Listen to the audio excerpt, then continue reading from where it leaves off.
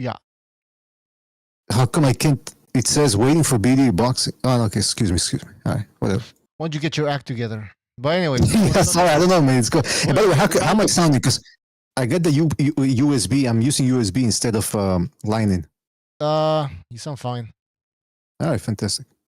So anyways, yeah, I was talking about Ryan Garcia and how he was running in that fight, how he was turning his back. Basically, he looked like shit. To me, in my opinion, he didn't make any improvements.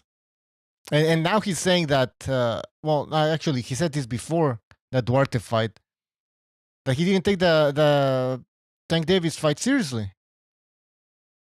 This guy is a fucking joke. I can't stand that guy, guys. I'm sorry, I can't. I hope he gets knocked out. But Mr. BA, what do you think about this performance?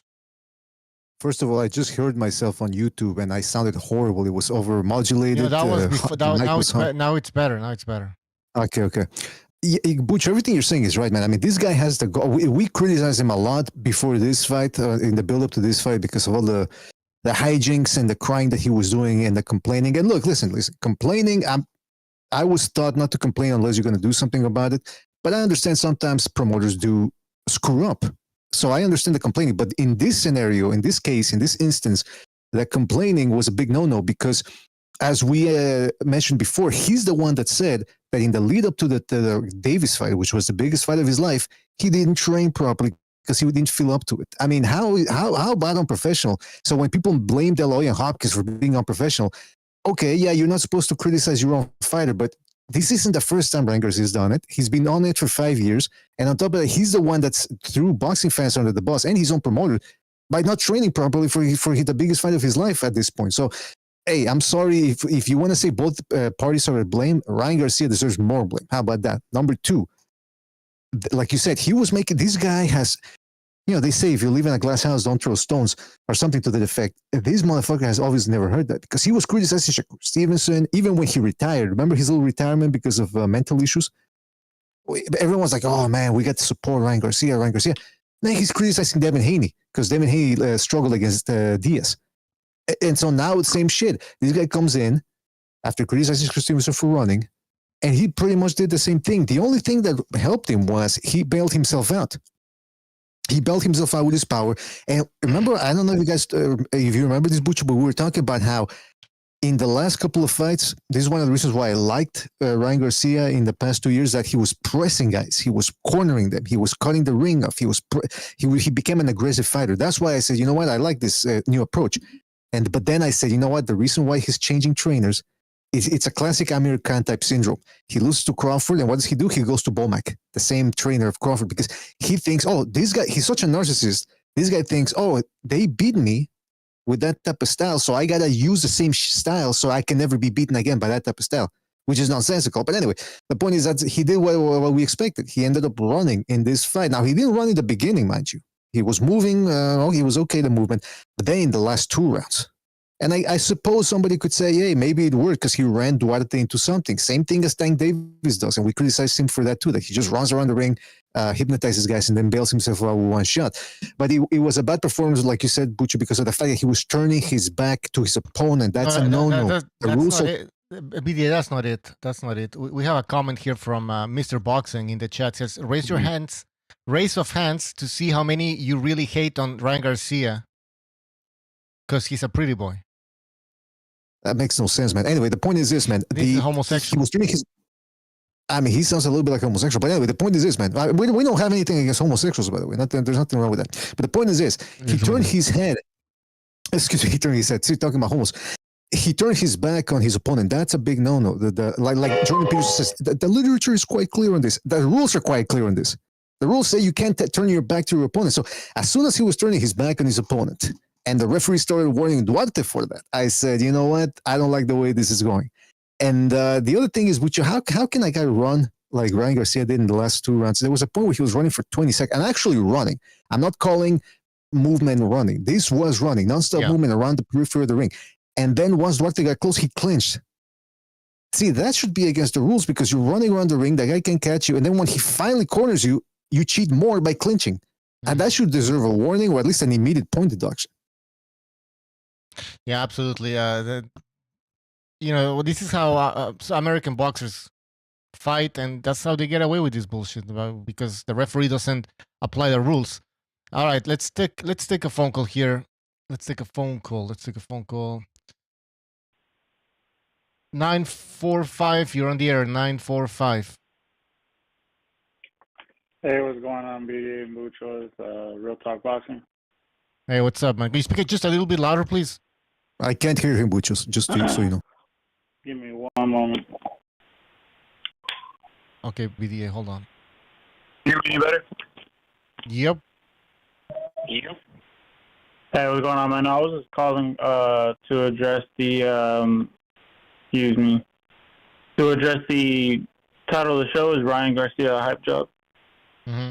Yes. Yeah, I definitely think he's a Hypejob. He used Instagram and TikTok to garner a lot of fans and a big following, and that's commendable. And he's able to use that and profit off of it. But I spoke about this a while back on the Ring IQ show that basically he's not hungry because of his other incomes. He's not just living off of boxing like some others who they need boxing just to eat, whereas Ryan is he's living comfortably. He's not hungry. He doesn't have anything to really keep him interested in the sport. So yeah, maybe that Tank fight kind of humbled him a little bit and made him kind of heated up his fire, but I don't really think that he's dedicated to the sport the way that he should be, and it shows because he turning around and bending over for your opponent. It's not a good look, man. And it's just as bad as what's running. Yeah, I agree with you. So what do you think? Yeah, there's still shots of Ryan. Literally turned around and bent over. It's like, damn, dude. He was bending over the whole time. So okay. So I guess you weren't impressed with his performance. What's next for Ryan? Do you think he's gonna get exposed at some point again? Or what did De La Hoya said? No, Hopkins. He said. What did he say, Mr. BDA, about the bluff? That was Hopkins. He said boxing will call your bluff. Yeah, boxing will call your bluff. Do you think he's gonna get exposed soon? Well, I wouldn't say he's gonna get exposed because it's not like it's something we don't already all know. Sure. As boxing hardcores, we all know Ryan's not legit. But as far as the casuals, I feel like he's lost a lot of the casuals as well since his viewing with Tank. Because if we're being honest, that 1.2 million, Tank can probably take credit for about 200,000, but that million, those are the people that came for Ryan and to see Ryan. Whenever Ryan fights on DAZN, he's contracted to fight on DAZN, and he doesn't have to be on pay-per-view. But when he is fighting, he moves the needle. He brings a lot of views, and a lot of those people that see him on Instagram, that see him on TikTok, they come to watch his fight. And so they came out to watch the Tank Ryan fight, and they expected a lot more. And they saw him quit, and so when you ask what's next, it's kind of hard to say because it's like, well, you're just a little bit too good for the TikTokers and the YouTubers of the boxing world, but you're definitely not good enough for the elites of the boxing world. So I don't know if you become like a Gabe Rosado type of fighter where, yeah, you're pretty good, but you're not going to be great, Not a knock on Gabe Rosado or anything like that, but maybe you just become a strong gatekeeper. Mm-hmm. Yeah, he gives me a Deontay Wilder vibe. He has power, but that's it. That's it. No skills. Yeah, he's a one-trick pony. And Tank called him out for that. He's just a left hook. That's all he's got. And he likes to he reminds me of the people who like to lean into his comforts of what he already knows, as opposed to trying to work on things that he's not good at. Mm-hmm. So whenever whenever things aren't going his way, he sells out and he just starts spamming his left hook, and it shows us like, all right, you're definitely not. You don't have the mental fortitude to stick to a game plan. Yeah, great point about that. Yeah, exactly. He runs out of ideas and just spams the left hook and hopes that it lands. But that will not work against a top opponent like Teofimo Lopez, Devin Haney. Yeah. Subriel Matias knocks this guy out. Yeah, you know, all that I mean, moving around. but anyways, all that bullshit moving around, all that backfoot bitching, you know, it's starting to leave a bad taste in the public's eyes, you know, in the mouths of the public, that we don't want to see all this backfoot bitching and probing with the jab and just stepping back every time your opponent engages and taking yourself off the line. We're tired of seeing the shit, and it's starting to show in the numbers. I feel like it's going to show in the Haney's numbers. You know, someone was trying to say that the only reason this pay-per-view isn't selling is because it's Regis. But if it was Shakur, or if it was Tank, or if it was Ryan, then the pay-per-view would be selling a lot better. Like, well, that just means that Haney can't sell on his own for shit, and nobody wants to see his boring-ass style. It's just not. It's not fun, man. I had people come over for the Kambosos Haney fight, bro. But halfway through the fight, we were all smoking and hanging out and doing other shit, bro. We forgot all about the fight. That's pretty sad, man. These guys aren't good for boxing. But anyways, caller, we gotta move on. Thank you for calling. All right, take care. For sure, salud, bro. God bless. All right, great call. By the way, guys, don't forget to hit the like button, please. If you enjoyed the show, hit that like button. It really helps us out. We're at 32 likes. Let's hit 50 likes. We can do it. We can do it. Let's play that Rocky song, Hearts on Fire. All right, before we take the next phone call, we have Chief in here. Chief, are you there? Chief. Maybe he went to the bathroom. All right, well, as we wait for Chief to give us his take on the fight, we're going to take another phone call. Let's take another phone call. 510, you're on the air. Hey, what's up, Bitcho? What's up, BDA? Is this Booty? I just wanted to call. It's Sweaty Booty. Or what's his Go name? ahead. What's your name again? Sweaty Booty or what? Oh yeah, I understand it's a language barrier. Yeah, it's Mr. Booty Juice. No, that's not It's your Booty, name. Booty. You have another name. You have another Google, name. I'm gonna find your name in the chat. Go ahead. Somebody's got a Booty Loose. That's right. Booty. Your name's Booty Loose. No, Booty Loose is compost, man. How many times we gotta repeat this shit? Yeah. All right, anyways, All right. like go I ahead. said, let me make the comment about the fight. I mean, first of all, I'm disappointed. Duarte, I don't know. I don't think it's gonna be a guy I want to see in the future. And then with Ryan, you know, is he still Hypejob? I still think he is.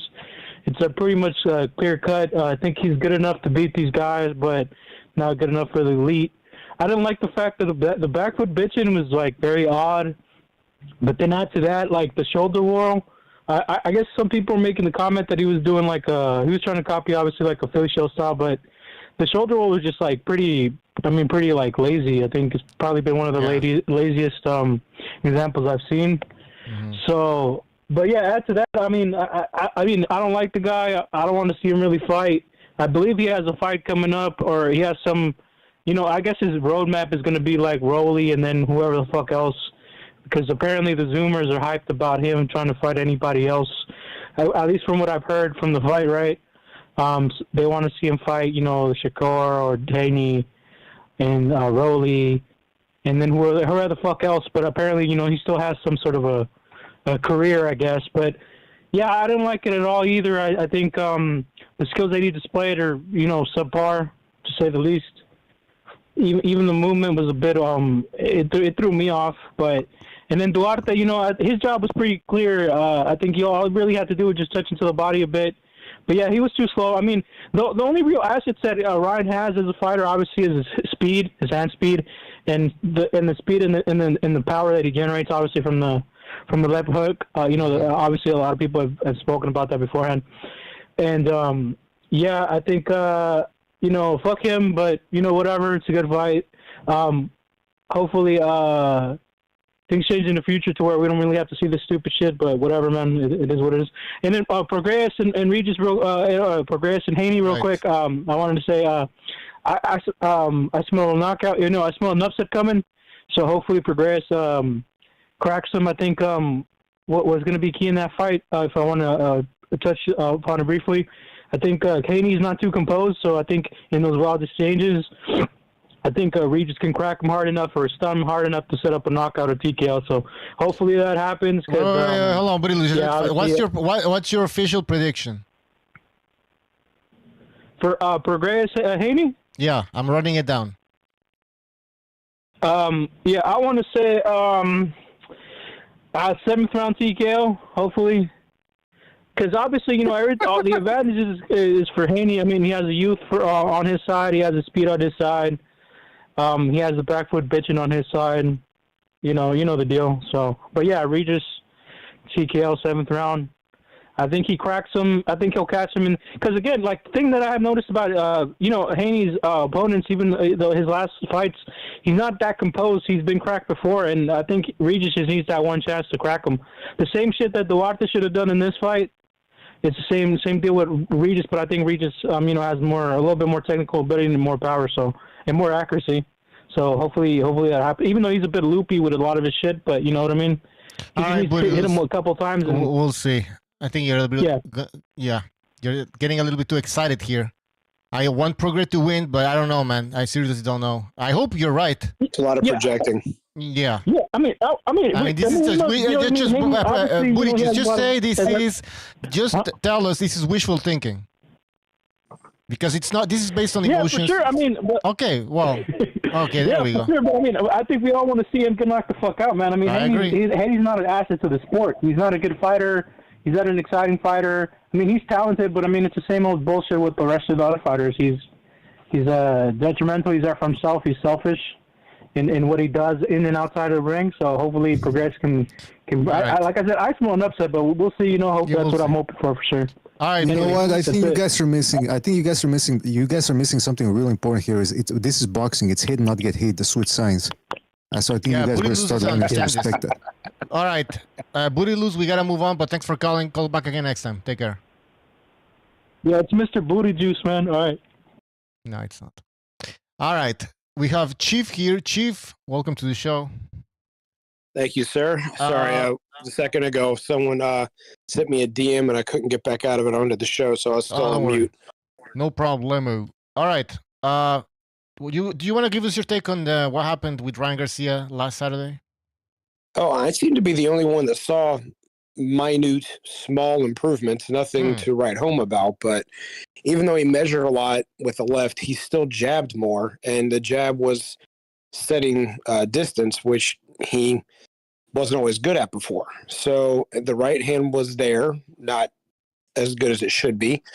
But I saw small, subtle improvements. I'm not saying that he was worlds better than what we saw before, and some of this bat, foot, whatevering, and all this other stuff people are jumping his case about aren't completely inaccurate, but they're looking at what they don't like about him versus what he's getting better at. Interesting. So I wasn't impressed largely, but I still saw some improvement. And you're not going to change in one fight.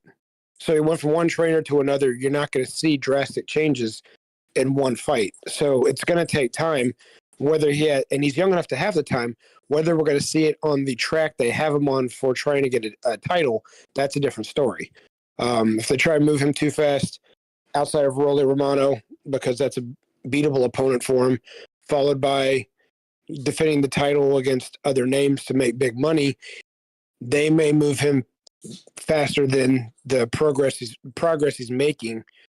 And again, the rumor is he's the one running the show in his camps. Then the progress may still take place, but it'll be slower if he's not listening to someone that's really trying to teach him. Anyway, back to the thing. I saw some small improvements. Power's still there. Speed is still there. And for some reason, all he's got is power and speed. Well, power and speed and height and length. You're going to go on for a while saying all the things he's got. What he doesn't have is a complete package at this point. He's got to put things together, and they're right about that. But he's not like a one-trick pony. He does have a jab. He's just got to learn to really stick to it as a weapon that set everything else up. He does have a right hand. We've seen him knock people out with it. He's got to learn how to build as part of his arsenal off of his left, whether it's from the lead hook or the jab.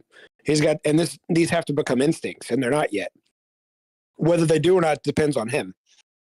So that's my take on that part. I'm just interjecting here because I also want to check out how the volume is sounding on YouTube. It It's, sounded like too your high sound is earlier. low as fuck. Yeah, well, it's because if I don't, I had to lower Is that it. better? Otherwise, No, I'm no, talking to BDA. Oh, okay. Otherwise on YouTube it sounds too high. But anyway, yeah, you guys keep going. I'll check how it sounds now. All right, Chief. Thank you for that. So I was done go there. ahead. Yeah, thank you. All right, so Chief gave us some his thoughts. He said he saw some slight improvements. I guess I mean that's true. I mean, if we are expecting him to change under Derrick James, one fight is not enough. Still, I didn't like the running around the ring, the turning his back. Hopefully, they fix that. They improve. They look at the tape. But that was Chief. Just tell your thoughts on the turning your back. Was that legal? Ezra Charles, not Ezra Charles. Who beat us? Jersey Joe Walcott used to do that. So turning your back, the problem is you have to protect yourself at all times. If you got a referee that's not going to protect you, and you turn your back, you get punched in the back of the head. You're gonna, they're not supposed to do that. But if you're turning your back and they hit you in the back of the head, you caused that. The opponent didn't. Right. They were already trying to, a scenario where you turn your back as they're throwing a punch, and they hit you in the back of the head. That's not a rabbit punch. You turned your head. So you got to be willing to take that. What I saw in that situation, to me, from my point, was him trying to implement some of the changes to his style, and he hasn't got them nailed down yet. And that's why some of the movement looked awkward, is because he was tripping over himself. He doesn't have these movements down yet. Now, if he keeps turning his back to his opponents like this, then I'm completely wrong. But what I'm seeing is I saw a guy who was using footwork that he hadn't used before.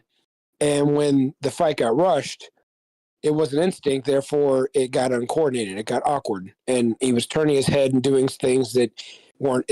He was trying to do off of instinct that are not instincts yet. Right. I've seen it with other fighters. I don't have any off the top of my head, but I've seen others that tried to change their style too quickly, and then they fought a pressure fighter. And when you fight a pressure fighter that who actually closes the distance faster than you're ready for, you have to think quickly, and it has to be instinct. And when it's not instinct yet, then it throws your timing and everything off. And that's the way I interpreted of him turning his back. It wasn't him intentionally turning his back. It was him not knowing how to implement the changes yet. That's the way I thought I saw it. All right. Well, interesting take. The guy was turning his back, man. The guy was turning his back, man. It was awful. It was a bad. You're gonna start seeing this dude doing that more often, man. Depending on the opponent. I mean, if he fights Rolly Romero, which is a fight that apparently they want to make, he's gonna try to do. Because I remember now he wants to beat Tank Davis, because Tank Davis beat him. So now he thinks, okay, I'm so good and so incredible. This guy beat me. That must mean that's the style that I got to incorporate. Because I mean, otherwise, who else can beat me that way? There's no other way to beat me only with that style. That means it works. So now he's gonna try to do the same thing. He's gonna box Romero. He's gonna run. He's gonna try to run him with something big. And if it works, it works. But hey, Rolly Romero should have 3 losses right now. Well, I mean, no. The Barroso fight. I mean, you guys, I don't know who. I had Barroso slightly winning, but I mean that was you guys know what happened there. But anyway, yeah, Ryan Garcia, if he beats Rolly Romero, I'm gonna be thinking, okay, so what? That's true. I just want to say, what's up, guys? How you guys doing? What's up, man? Hi there, Chief. I heard you guys talking. I've seen what's his name, Ryan Garcia, do this before in sparring, and maybe in certain fights, but usually in his pro fights he doesn't really do it because he was the bigger man, he was the stronger man, he was everything above. But when he fought guys in sparring that were strong and durable and dare to take his head off, he would have been on his back foot. But for some reason against Tank Davis, for some god-awful reason, we don't know why, he decided to chase after him. I wonder why. He did the same thing against Luke Campbell and against Tago and against that's what I'm saying, BDA. When he's a stronger guy, when he's the one that he can impose his own will on his opponent, he can, he doesn't box off his back foot. But he ain't whatever he did, what was it, on Saturday, wasn't something I haven't seen him do before. I seen him do it against Rolly in sparring. Same exact move, touching him up, moving back, and not one point in the fight he's on his front foot, always on his back foot, touching him up here and there, moving around, touching him up here and there. And I think that's how he'll do Rolly if they fight, and probably stop him similar to how he did to Duarte.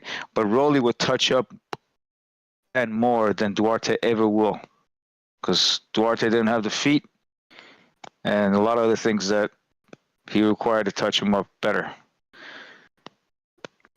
Okay, but That's like my I don't take understand. on Okay, it. so Yeah. what if Ryan Garcia in that Tank fight, he saw Tank as a 5'5", 5'4", whatever, smaller guy. He Maybe underestimated him he got confident. supposedly, but he knows who he is. He knows who Tank is. He knew it. He went there for a payday. That's what he went there for. He didn't enter to fight Okay, for real. well, He then dared to be great. How dare you? Yeah, I'm exactly. sorry. No, but like, Sarcasm what else intended. what could he have done in that fight? I mean, he did the right thing. What, against Tank? Yeah, Against Tank? run around Make like him in come this to fight, you. like in that Duarte fight, No, run make around. him come to you, Bucho. Make him come to you, and you would have set him up. He was cashing in with hooks. It's not like he wasn't.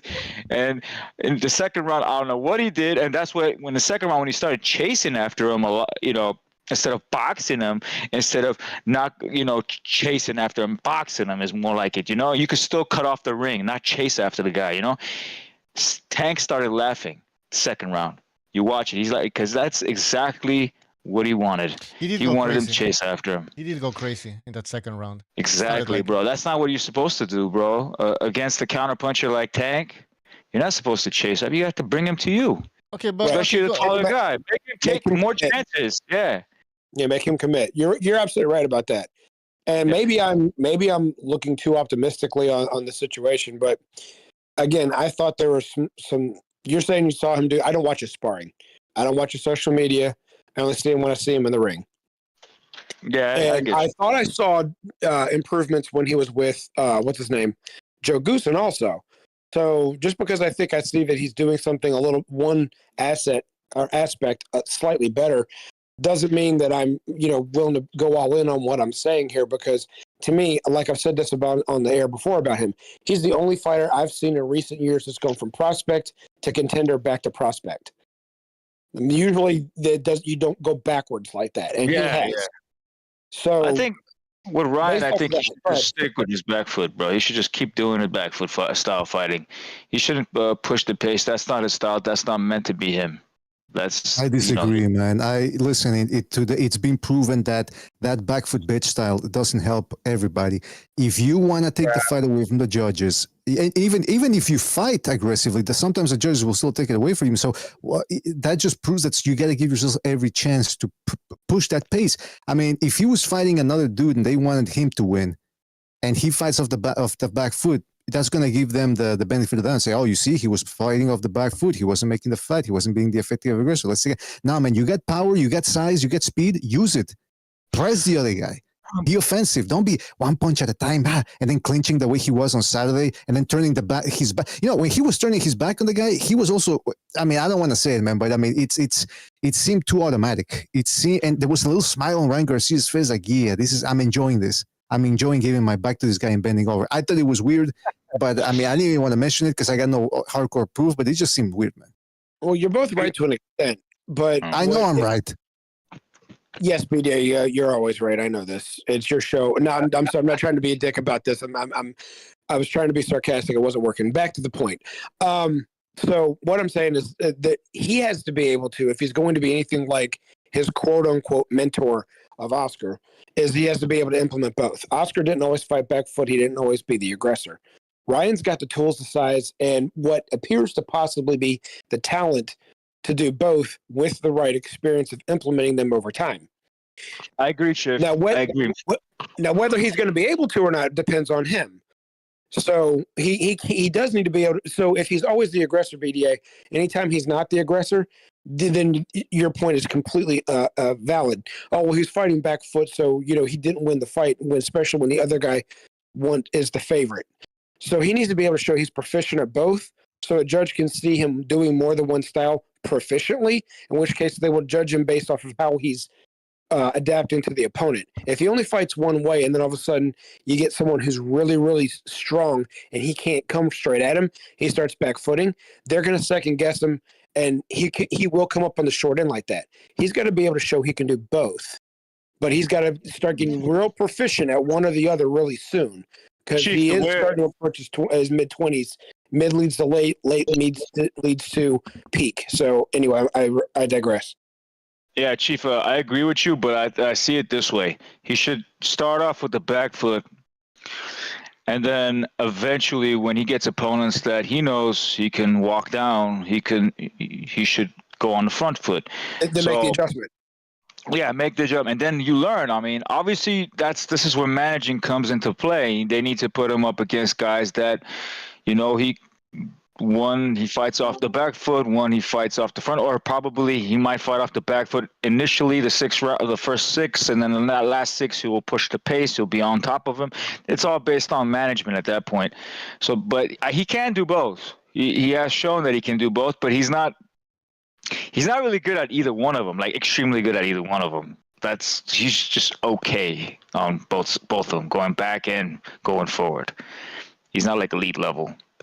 All right, guys, we have Stu also, but I just want to take one phone call and then we'll continue here. 347, you're on the air. What's up, guys? It's NPR. Hey, what's up? How are you, man? Good, man. How you fellas doing today? Pretty good. I want to hear your take on Ryan Garcia. Okay, so I'm not going to really go into too much of whether he's a hype job or not. That's advertising. I'm not really interested in that. But I'm kind of here to address what I would say would be people being a little bit unjust in terms of what he's improved on and what he's not improved on. And listen to what I have to say, and then go back and watch older fights versus the fight you saw the other day. And then say, are these things, were these points I'm going to make there or not? So the first thing I would say is that he lowered his jab. Okay, so one of the critiques I have of Ryan is that he overshoots his jab and it's too damn high. And you could see this in the Tank fight, as a matter of fact. Gonzalo mentioned it, and I found myself screaming at the television when I watched the Tank fight. Lower your jab, punch him in the chest. So he lowered his jab consistently in that fight, and we're talking about adjustments here. And something that he obviously learned from, because he didn't do it once in this fight. The second thing I would say is that he had very good head control with his stiff arm and long arm. Ryan has a great reach, and he had very good head control, and did a lot of stiff arming. To say that he ran away, especially in those first two rounds, is unjust. He was boxing beautifully. He would stick and move. He stuck and moved for those first two rounds. He made Duarte chase him around. In round three, Duarte caught up a little bit and started to close the ring. But then in round four, Ryan came out and met him in the center of the ring. So you got to give him some kind of credit there with his use of head control with that, which is an improvement. Number three, he added an uppercut. We've never seen Ryan have an uppercut, and he did it a little bit from the shell, but not too much. He did it actually out in the open. It was beautiful, and it was excellently done. It wasn't too long. He didn't do it from too distance where he could leave himself open, and we've never seen that before. So he was not over-reliant upon the hook. He took power away from the hook, and he let it come to him. He didn't just throw that. There were other things that he did in there. We've never seen that before. He was always over-reliant upon that left hook, which means he's putting too much weight forward on his foot. Okay, and everybody knows to look for it, but he didn't do that. So his right hand, let's talk about that. Every single fight, before Joe Goosen, and even with a little Joe Goosen, when he threw his right hand, he would have his thumb up in the air, and he never turned over on his punch. He didn't do that one time. His right hand was a factor in his fight. A 1-2 was a factor in this fight. It had never been before. He was much more patient about he's much more patient. I mean, he tried different strategies at different points of the fight. They weren't all beautiful, but he tried different things, and they were effective. Ultimately, he won the fight. What I would say is that he used the clock very well. At the beginning of the fight, he wasn't say back foot necessarily. He was sticking and moving. Stick and moving. He wasn't just that Shakur thing where they're throwing punches from, and extra foot in the space between them, and they're calling it a good jab. It wasn't that. He made Duarte lose those first two rounds, and then he clock managed very well in that fight. I would even say, even when that seventh round, when he just ran around the ring, I didn't like it. It wasn't a lot of fun. He got some boos, deservedly so, but he put rounds in the bank, which is, at least he's conscious of it. I'm not saying it's good. I'm not saying it's great, but he used these tools. NPR. Now, I would say one more thing about that Philly show. Finish. I just want to finish this point. Mm-hmm. Let's talk about that Philly show. It was ugly. It wasn't done beautifully, and he doesn't do things off of it. Like, for instance, the Philly show, when Caleb Plant would get the guy close, then bump him and spin him around, and then he'd be holding him around the waist and then spin out. He hasn't learned to do that yet because he's overdoing it. He's doing it too many times. It shouldn't be his only weapon. But because he has his back turned, he can't get the uppercut and spin out. Because you can only spin out to the right if you're an orthodox fighter, right? So that's the typical move is throw an uppercut with your right and spin out, right? He doesn't do that yet. He doesn't do the combination of things yet, but it's getting there. Something amazing I want you to watch out for in that fight the other day. That's one of the reasons I fell in love with Julio Cesar Chavez. Julio Cesar Chavez could knock your ass out walking backwards. While he's walking backwards, he would knock your ass out. Ryan Garcia threw punches moving backwards to create distance from himself. He was creating distance. And it's only happened once in the fight. But I go, right on, Ryan. It was beautiful and a very difficult thing to do. So if you say that he's not improving, you're unjust.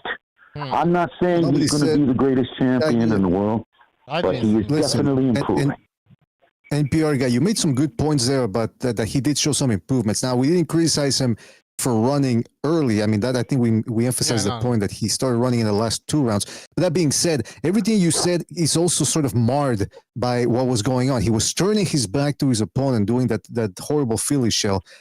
And the fact is that we don't know, that took away one of Duarte's advantages right there. So all those improvements, I can only imagine, would they have really worked had the referee enforced the rules? Well, let me ask you this. It was, what I would say is, he's a tall guy. He's not a little smaller, compact guy with a broad back, right? He's a big guy. So physically, it's a little more goofy looking. What I would say is that instead of saying stop being like Floyd, first of all, it was effective. What I would say is that it stopped Duarte. The answer has to be yes. Duarte did not know how to defeat that.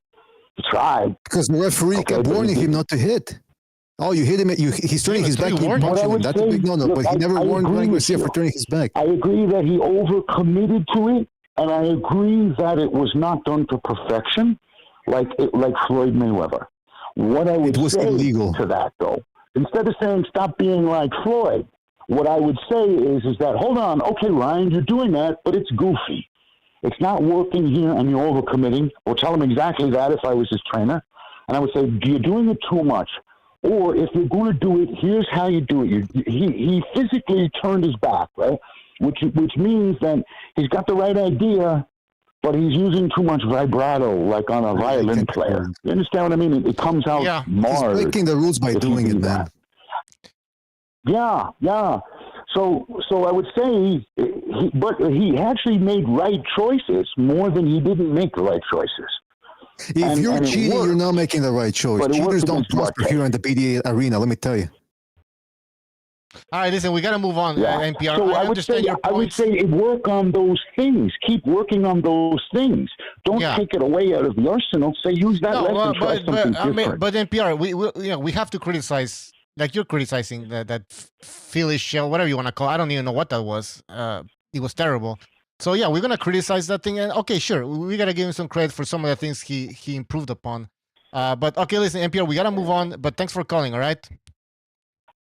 All right, fellas, later. Take care. All right, we got a super chat from who is it? It's I can't see the fucking name. Rafael Garza. He says NPR, aka Zodiac Killer voice is high on Ryan. It seems so. Well, listen, we gotta see Ryan in his next fight. See if those improvements start paying off. Let's take another. I mean, he did bring up. So Yeah. real quick, yeah, right, NPR guy did bring up the good point about the uppercut because we The haven't really uppercut seen was that nice. before. But Yeah. But all I'm saying is it's difficult to gauge how much of that would have been effective had the referee stopped, and Because- rightfully so, stopped Ryan Garcia from turning his back. I mean, it was effective. Yeah, it's it's like clinching. It's effective because you're cheating, because it's working. Right. The lead is Why alone. was he doing that? To me, he was panicking. He was panicking. He didn't know how to deal with Duarte. You know what the issue was? That wasn't a Philly shell, bro. Everybody keeps calling that a Philly shell, and he's just trying to save face and call it a Philly shell. He was trying to protect his body, and he was just turning around. That's all he was doing. It was nothing like.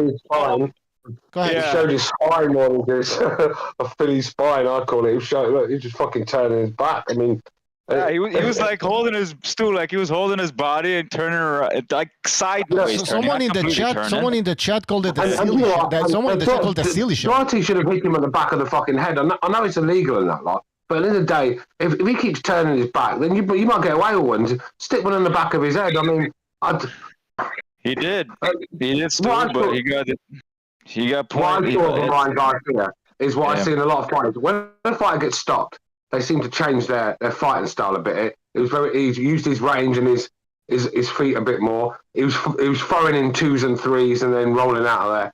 And it was just a different Ryan Garcia, and that's what happens when you get stopped. It sort of takes away that aura that you have, that you think you're unstoppable when you're young and you're knocking people out. All of a sudden, you're the one being stopped, and the whole gameplay changed from Ryan Garcia. But obviously, it's dangerous when you're leaning back with your hands down. And like I said, there's no shell there, and then he's turning your back. So you can get blindsided when you're turning yourself away from the fighter. You can get blindsided, and that's how you get knocked out. And so, yeah, I saw a lot. I thought it was a decent performance. Don't get me wrong, but yeah, maybe this is a new fighting style, and it's going to take a few fights to work out. I mean, it's not really a new fighting style. He's had it always. He just didn't utilize it. He's usually in the range, in the pocket, letting his hands go, and that's why he was getting caught. But I mean, that's why he was getting dropped in court, because he was hanging around too long in the pockets, and he was getting hit with shots. But guys, it was quite a solid performance. Can I say something? Can I say something? Okay, go ahead. What? Yeah, it's not that it's a new fighting style. It's that we very rarely have seen him go past 3 or 4 rounds. The only times he's gone the distance was against Carlos Morales and now against Duarte. All the other times he's knocked dudes out, like these lower levels. So next time he fights, he got knocked out by taking 7 rounds, remember? So it's not that it's a new fighting style. Watch him go more rounds next time, because he doesn't KO his opponents early. Same thing. He's going to start getting stressed and start showing all these new, well, I have to do this because I don't really know how to defend myself in deep waters. Gonzalo, when you get stopped, when you get knocked out or stopped, it can change a fighter, and it basically that also, yep. That also, but even before that, he had never gone a lot of rounds. Always not. The power and speed is real. The power and speed is real. We cannot take anything away from that. Yeah, but he was worried about getting caught and turning your back like that. I mean, that's a sign of being scared. I mean, anyone, you get someone in the corner and they're scared, one of the first thing they do is turn their back. I'm not saying he's scared like that, but he's scared of getting hit, getting caught. But you're leaving yourself wide open to a blindsided shot. I mean, it's this danger or a shot to the back of the head. I wouldn't say he was scared. I would say he was just protecting his body because the tank situation kind of got in his head. Even though kid doesn't realize that he was dehydrated when that happened to him. He doesn't realize I'm that. not listening to dehydrated shit. Leonard, I'm not saying he's scared, scared him for it to fight. I'm scared of getting knocked out because, like, He's used to blowing guys out of the water. And to him, when people take his power, he's like, oh shit, this is like weird. They're supposed to drop like flies. World level. Well, when you get to world level, these guys are they're not falling over. These guys are hanging around. Even the best fighters in the world, they're going to go in there with fighters. But you just can't get rid of them because they're wise old foxes. They know how to survive. They see the shots coming. They brace the shots. And then once you get up to the world title level, these guys are not falling over. It's hard to get stoppages in boxing at the world level. It's hard to stop people unless you're like David Benavidez and people like that who just fucking steamrolling through people. Guys, it's not easy to knock people. This is Ryan Garcia's first fight with Derek James. Should we be more patient? Let's have some patience. No, it's the same thing, Bucho. When he was with Goose and he got knocked out. We can't say this was a worse performance, but we can't even say it was a lot better because he has never gone rounds. So when people from now on they see Ryan go past 4, 5, 6 rounds, we never knew that about him. So we can't say yes or no. He just doesn't know how to fight that well after his power and speed are ineffective. Not saying that he ultimately got the knockout still, so that bailed him out, like you said the other day. But really, this is what happens when he starts getting stressed out and is put under duress. Starts turning his back and shit like that. He could have done that 2, 3 years ago, but he was just never in that position because he knocked out these dudes early. Even when he went for the hold, he seemed to be showing his back to Duarte. Even when he was in the hold, everything was turning his back. And it's just a dangerous game to play. It really is. I mean, keep your eye on your opponent. Mayweather played that game too, bro. It's not new. Mayweather's done that too. Mayweather never turned his back. All right, he held on for fucking dear life. Oh, but he never did it to an MMA fighter, bro. He did it to Conor McGregor. Fellas, I gotta interject here. Butch, weren't you gonna take a phone call? Yeah. Only one time Mayweather's turned his back like that. I have to look at the highlights with the Conor McGregor one. That was one. That was one right there. That's not even a fight you should look at. All right, let's take a phone call. I know it's not, but it was one of them. It's ridiculous, but there was one, and he did it on that one too. I mean, that was ridiculous. He did it. All right, people were complaining. I was watching. I gotta cut you off. Because we gotta take a phone call. 619, you're on the air. 619. What's going on, BDA? It's me, Alonzo Amazing in the chat. I want to just address Ryan Garcia. So I am going to go in as a Hypejob. I didn't watch the fight. I have to watch it later, bits in here and there, and I decided that I'm just going to watch only when I feel someone's going to knock him out or take another fucking L from him, because this guy, no, man, I'm not going to watch unless I'm not expecting another Adrian Broner, but literally this guy's fucking a headache, man. This guy is like it saddens me that he tries to appease, he wants the approval from black people. I'm really convinced that he's so happy when he went over there with Derek James and snapping pictures with Errol Spence and Anthony Joshua. And instead of having the camaraderie over there with the Reynoso camp, he tried to go out of his way to really act like he was different or everything. I don't know, is because of his lack of speaking Spanish. And like I said, he's there to box. I don't care about his cultural origins, but it's clear that he doesn't care about being associated with being Mexican, but whatever, that's the least case. But to address the Philly show, that was a Philly show because he addressed it to the reporter as a Philly show, and then he even went on to say that Derek James even told him to not do that. So that's even more clown shit. So either he knows the judges, the refs were on his side for him to push forward with the Ryan Garcia name, but no, man, this guy is, I don't understand, man. This guy's been boxing his whole life. This guy's gone at it with Devin Haney and the amateurs. What is this guy missing? This guy needs a fucking publicist, or I don't know, man. I just he sounds like a white guy trying to imitate a black guy, and he's not even either. So it's fucking horrible, man. I'm just not a Ryan Garcia guy. Are you trying to say that he's a dude playing another dude, trying to play another dude, playing another dude? You gotta quit this racist shit, bro. You gotta like the black and white. This shit's gotta stop, bro. This is what's killing the sport. I'm serious. You guys gotta stop this shit. It's ridiculous. What do you mean? Oh, you should hear the other channels. Yeah. No, bro, I know, but that's gotta stop, bro. Like the other channels too, bro. Like they're fucking weirdos, bro. They're. Hey, it's peace and love over here at BD But Boxing, man. That's all I it said is. it in no context. I pushed no narrative. I just told it what it was. It's an unlikely truth, but it's the truth about Ryan Garcia. See, look how happy he gets. Look how happy he is parading around with Floyd Mayweather. He's happy. He's happy hanging out with Floyd Mayweather, and he acts like De La Hoya is just another guy. Happy parading around Mayweather. So I don't know. Well, the lefties will live more if he hangs around with a black guy. Let's be real. Are you saying he needs a Mexican trainer? No, I'm just saying he needs to fucking. He needs a fucking publicist because he acts too stupid and immature, man. Yeah, I agree. Too stupid. It's clear that there's not that.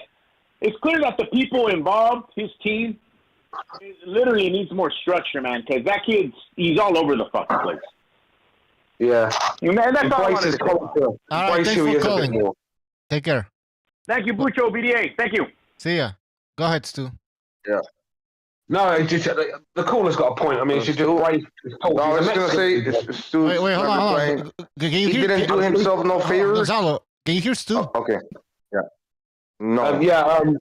Unmute him. Now I can. He's Mexican at the end of the day, and he should embrace that Mexican style. I mean, I know just because Mexican style, I don't mean you've got to go in there and block punches with your face, but it's like he's trying to please everyone else but the Mexican fans, because that performance he did the other night, the Mexicans, they're not really into that sort of boxing. I mean, I don't care what pugilis they make out they are, or they just don't like that sort of fighting, and it's never going to get. I mean, who was it was a Mexican, was it Valdez or Vasquez or something? I can't remember. He was a boxer puncher, a really boring one as well. And no Mexicans ever wanted to watch him. I can't remember who it was. Miguel Vasquez, was it? I'm sure it was. Titere Vasquez. What was his first? Yeah.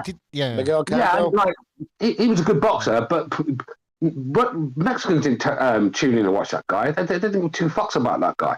You know what I mean? And Ryan Garcia needs to realize, what does he want to do? Does he want to be like a back foot African-American fighter who couldn't sell out a fucking bingo hall? Or does he want to be Mexican style and make money, but he's going to have to take punches and punishment to do it? So it's one of them where he needs to choose what he wants to do. He's, like I said, he's in between everything there at the moment. He don't know what, he's a fucking mess. He's all over the place. But, you know, it was a good performance if you like boxing, but if you like Mexican style, it was an average performance. Stu, you made a comment earlier about you didn't want to say he was scared, but he was making these movements. Would you say that like there have been small moments of panic because he lost sight of his opponent while he was trying something new, and so that's why he was turning his back? So it wasn't quote unquote scared or fear, but it was small panics. Yeah. He was interrupting the momentum of Duarte's attack. Use that first, really. I didn't say he's scared. No boxer that gets in the ring and he's not scared. Right. But we're trying to put a finger on what we were trying to say earlier. Would you say it was like small moment of panic of like losing situational awareness? Yeah, because it's not natural to him to fight like that. So it's not coming natural to him. So he's leaving himself. He knows if I'm seeing it, he must be seeing it. He's leaving himself open to big shots. But obviously, Duarte is just not the guy to do that. But yeah, it was a style that he's not used to, and he's very hesitant. You got to remember, he's just been stopped. If he gets stopped again, the hype train's over. In boxing, boxing fans don't forgive one defeat, never mind two on the bounce. So, I mean, it's a tough sport it's a tough sport to be in when you lose in fights. You know, he was. Go ahead. Yeah, he was killing the momentum because Duarte, next time he knew that the referee was going to step in, Duarte in his mind was probably hesitating to throw hard because you don't want to hit a dude in the back of the head. And if you know the referee's going to step in, well, okay, we got a pattern here where it's like somebody said that he was managing the clock well. Well, he was kind of killing and slowing down the clock by interrupting the momentum. And he didn't do the sport no favors by complaining and whining that that Tank Davis put all these stipulations, and all of a sudden, come to find out, he's fighting at 140. Duarte's a 35-pounder, but then in the last minute, he says, "Okay, we're fighting at 143." So he brought this dude up 8 pounds, and I'm convinced if the fight would have been at 140, probably Duarte gets him. Why? Because how does this impact Duarte negatively? He became that much slower and predictable. Duarte was slower. Yeah. He was more muscle. Okay, no, did he look fat? No, he looked muscular. Duarte looked in shape still. But when you're extra muscle bound, your muscles get tight. You cannot release your punches quickly. That's the thing. It benefited more. One more thing. It benefited more Ryan because he could disperse the additional weight on that bigger frame. So he carried the weight better. The way he was fighting, that takes power off your shots as well, because he had that Amir Khan sort of way of thinking where he's rolling out there before the shots are even sort of like landed properly. So it's like they're arm punches. So he's not planting his feet because all he's worried about is letting a burst go and rolling out of there, and they become arm punches, and that's where you lose power doing that. And so this is it. Well, if he wants to carry on with this style, then the knockouts are not going to come as often, because as you step up, like I said, the world level, the knockouts don't come as often as you want anyway, because these guys are crafty old foxes. But that's where he was struggling to get Duarte out there, because he was landing 2s and 3s and then rolling out there. But he was thinking about rolling out there before he'd even landed the shots properly, and that's a mental thing. Amir Khan had it because he was so worried about getting hit and caught. This sort of thing. All he's worried about is looking pretty for the judges and rolling out of there. And he's stuck between two styles at the moment, and that's the problem for me. It's a bit too late to be changing your style. I agree. Guys, let's take another phone call here. Yeah. 3-2. Go on, just quickly. One phone call here. 323. You're on the air. 323. What's going on, gentlemen? I just think the fact that he calls out Rolly at the end says it all. I mean, this guy's not built to go 12 rounds with someone with a good chin, or equally as fast or faster than him, or someone with actual decent skill that's not either weight drained or muscle bound. I mean, Gonzalo brings up a good point. I didn't realize that. I just realized that now. Like, yeah, the guy had to gain a lot of weight to get up there, and of course it slowed him down. That's one thing. But just imagine if he gets into it with somebody else. I mean, I don't think it's going to happen. I don't really think the guy's got much of a future in the elite level of the sport, unfortunately. And I know a lot of people really like this guy, and I'm just not one of those people. But hopefully they make a C level, D level division, and then Isaac Cruz and Rolly and Tank and all of them can fight for it. And because that's basically what they're doing now. These guys are not fighting elite fighters. We've got to learn to separate the two. There's a group of elite fighters, and then there's these guys, and they consistently pull the same shit. They call each other out. They know the margins. They don't go over that. People need to stop mixing these two things, and I think it's very clear for us as fans to know that there's a very clear distinction between elite fighters that have good skill, even guys that are up and comers that you can tell from the eye test that they're doing really well, and you can tell that these guys. The jig is up with these guys. There's no more no hopers to go to. There's nowhere to run. That's it. So I just think their days are numbered, and I don't see pay-per-view for any of these guys doing very well at all anymore. That's it. All right, thanks for calling. Take care, man. See you guys, man. All right, good call. Makes sense. Yeah. Well, sure. How old is Ryan Garcia? He's like, by the way, 26, 25, 25 or 26. 25. Yeah. You got time. Give us some more time. As long as you don't fuck up. This is what people said about Tank Davis. Although, in the last 3 years, he's only fought 2 times. But I'm of the thing that Ryan didn't change his style. He just he fought in the amateurs. But how many rounds are amateur fights? 4 rounds, 3 rounds. Right, it's not the same. 3. Yeah, so like now, like when he's going the distance, how did he look against Tago? Did he change it? No, he looked like shit too. He was showing one variation, no change-ups in speed or a punch selection. Basically, doing the same thing over and over again. Against Carlos Morales, he won. Once again, he won a split decision. So one judge had him losing the fight, the A-side fighter. He won, and then later, fucking Linares knocked out Carlos Morales in 1 round. Against Tank Davis, after the fight went half, after 6 rounds, he got knocked out on the 7th. Yeah, so that's what I'm saying. In deep waters, we can't say that he changed his style because all of a sudden he is good in the beginning portion of the fights when he's KOing dudes. Some other fight too. To go, this one, the Gonzalo, like you mentioned in the other podcast, he loses tricks after the 5th round. You know, he can't come up with new ideas and stuff like that. That's his issue. Hopefully he can get more ideas of what he can do after it passes the 5th round, because he literally looked like a fish out of water for a moment there. I know he was still safe because he was using his jab, he was controlling jab, and Duarte is trash, realistically, boxing level. He's just a strong-ass dude, and that's why he was able to do that. But he was still trying to figure out what to do when Duarte was coming at him. He was trying to figure out what I could throw. Can I throw a hook? Can I throw a right? Can I throw a jab? What should I do? Like it was like you could see it in his face. He was like, "Oh man, I don't know what to throw. Yeah. What am I going to throw?" And that's his problem. There was no method behind his thinking. It was just reacting. And Duarte, I mean, his closing down the angles and closing down the ring was absolutely dreadful. I mean, he might as well have been in a fucking. He probably got the Garcia quicker if he'd have been in a fucking wheelchair. All right, Gypsy, that's why you noticed him measuring more later in the rounds. Is that it went from throwing in kind of a jab to it would be like a half little bit of a jab and then he would keep it straight out for a while.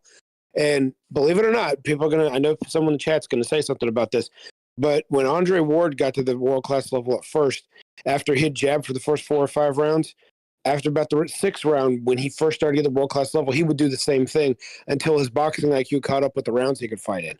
Now, this is not to say that Ryan Garcia is going to be Andre Ward by any way, shape, or form, but the same thing is happening at the moment. And Ward became a much better fighter than Ryan is right now. But the similar situation is he had to measure because he couldn't think of – nothing was instinctive. It wasn't. None of it was he wasn't thinking about any of his work, but he doesn't have the toughness of Andre Ward. Andre Ward was strong in the hold and tough. He used to headbutt you and rough you up. And Garcia just doesn't have that in him. He doesn't have it, but hopefully he could develop it. No, okay. He's not turning. We don't need another Andre Ward. By the way, guys, we have a super chat from Chris K. Chris K, thank you for that super chat. He says Ryan Garcia is used to showing his back and bending over. That says it all right there. All right, guys, let's take a phone call here. Jimmy, by the way, you want to jump in after that? You can jump in. I don't know. Ocho, have we seen Ryan twerk before? Huh? Have we seen Ryan twerk before? Twerk. Like no, twerk, but we will soon. Trust me, we will. Okay. He's hanging. Right. Okay. 773. You're on the air. 773. I don't appreciate all the disparaging remarks to Ryan. He's a very handsome young man, and there's no need to disparage him. All right, Kevin, it's just earned everything he's got. All right, Kato, let's get serious here. Your thoughts on this performance? My thoughts are this right now. Ryan Garcia, they beat one can. They throw him in there with the can, and all of a sudden he's back. He's back. Put him in there with the next topic. They do this shit with Wilder. He knocks out Elenius, and next thing you know, I'll put him in with Usyk. A Fury rematch. Let's go. Oh, you got work to do, buddy. Back to the line. Okay, you had your shot against Davis, and you got stopped in dramatic fashion. So you're not back. You got work to do, bro. They fucking fed you a can. They teed one up for you, put it right on the tee-ball, and you went there, do what you're supposed to do, but you went back. You got a lot of work to do. He's got a good following, got a good social media following. Otherwise, he'd really be in the gutter. But we know how boxing is. He's got a following, so they're going to stick him in there with another big fight, another can, and he'll be right back in the mix. That's the way it goes in boxing. If you're popular, you got a following. Some people are more equal than others. You got the complexion for the protection, right? And then what they say? That's what they say. I think so. As far as performance goes, right. it's hard to determine because we don't really know what his opponent is. It's like his opponent is so world class. It's hard to judge him when you're judging him against Davis, who's obviously world class. Then he fights this guy. It's two different worlds, completely two different levels. So it's now you can't really tell. Is that Kevin on the phone? How he look? Well, yeah, he looked good against this guy, but how's he going to look against Davis in the rematch? We have no idea because he's probably going to get stopped again. Yes, too. Yes, it is. Yes, Kevin, you Polish bum. It'll be interesting. Wow. Oh, who's this? Stewart? Stewart Little? Yeah. You fucking dork. Holy shit. What goofball motherfucker. How's it going, Kev? Long time no speak. Don't insult the Polish people, man. What's up, Polish bro? people have like nice women, bro. Nice, sexy women. So I've got to praise someone because I got pissed women. Hey, that doesn't help you in a boxing. What's going on in England still?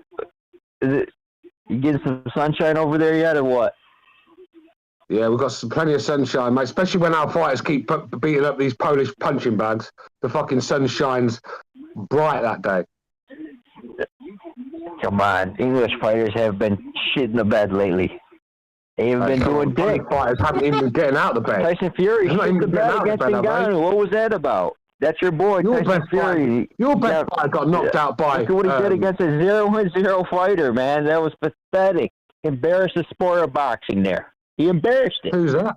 I was rooting for him, too, but he lost that fight. That's a Tyson shame. Fury and Ngannou. That was an exhibition. I'm not getting too worked up about that. I mean, let's be real.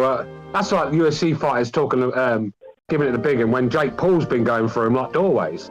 I mean, let's be real. I'm not interested in it.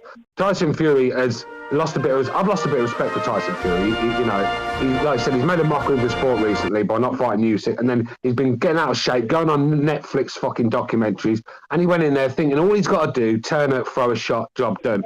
And then Ngannou's tough as they come, mate. Hits hard. That's all you got to do in boxing, heavyweight boxing. You don't even have to be that good. You just got to hit quite hard, be strong, and have a desire and will to win. And you might pull an upset up because after these days, these guys are going in there and they're not even giving it all. Tyson Fury's at 40% of his best. It was disgraceful. I agree with you. It was shocking. It was embarrassing. I haven't even watched it. I haven't even watched it. No, I'm not worried. But it's rematch. I want to go out there and embarrass him. Put him in his place, but I was just like, what's going on, man? I don't know. I think he just didn't care. I agree with that. He was overestimating him, underestimating him. I don't know if that's the case. I think it's just Ngannou was a freak specimen. I mean, you look at the dude. No, it's not that. If Tyson Fury fought Ngannou again, Tyson Fury stops Ngannou if he fights him again because he's not going to make the same mistake of not taking it seriously. He knows he has to take it seriously. Tyson Fury beat the shit out of Ngannou. He just went in there like with an attitude where just got to turn up, throw a couple of shots, job done. Like Josh Taylor went in there with Jack Catterall. He went in there with the same attitude and found out the hard way as well. I mean, that's what happens. You've got to take every opponent serious, especially at top level. It was embarrassment, but that won't happen again. Even though Tyson Fury's past his best, he beats up Ngannou next time. This actually works out for Tyson because what's going to happen is there's going to be a lot of MMA fighters for the rematch. They're going to want to watch it. A lot of money's going to be on there.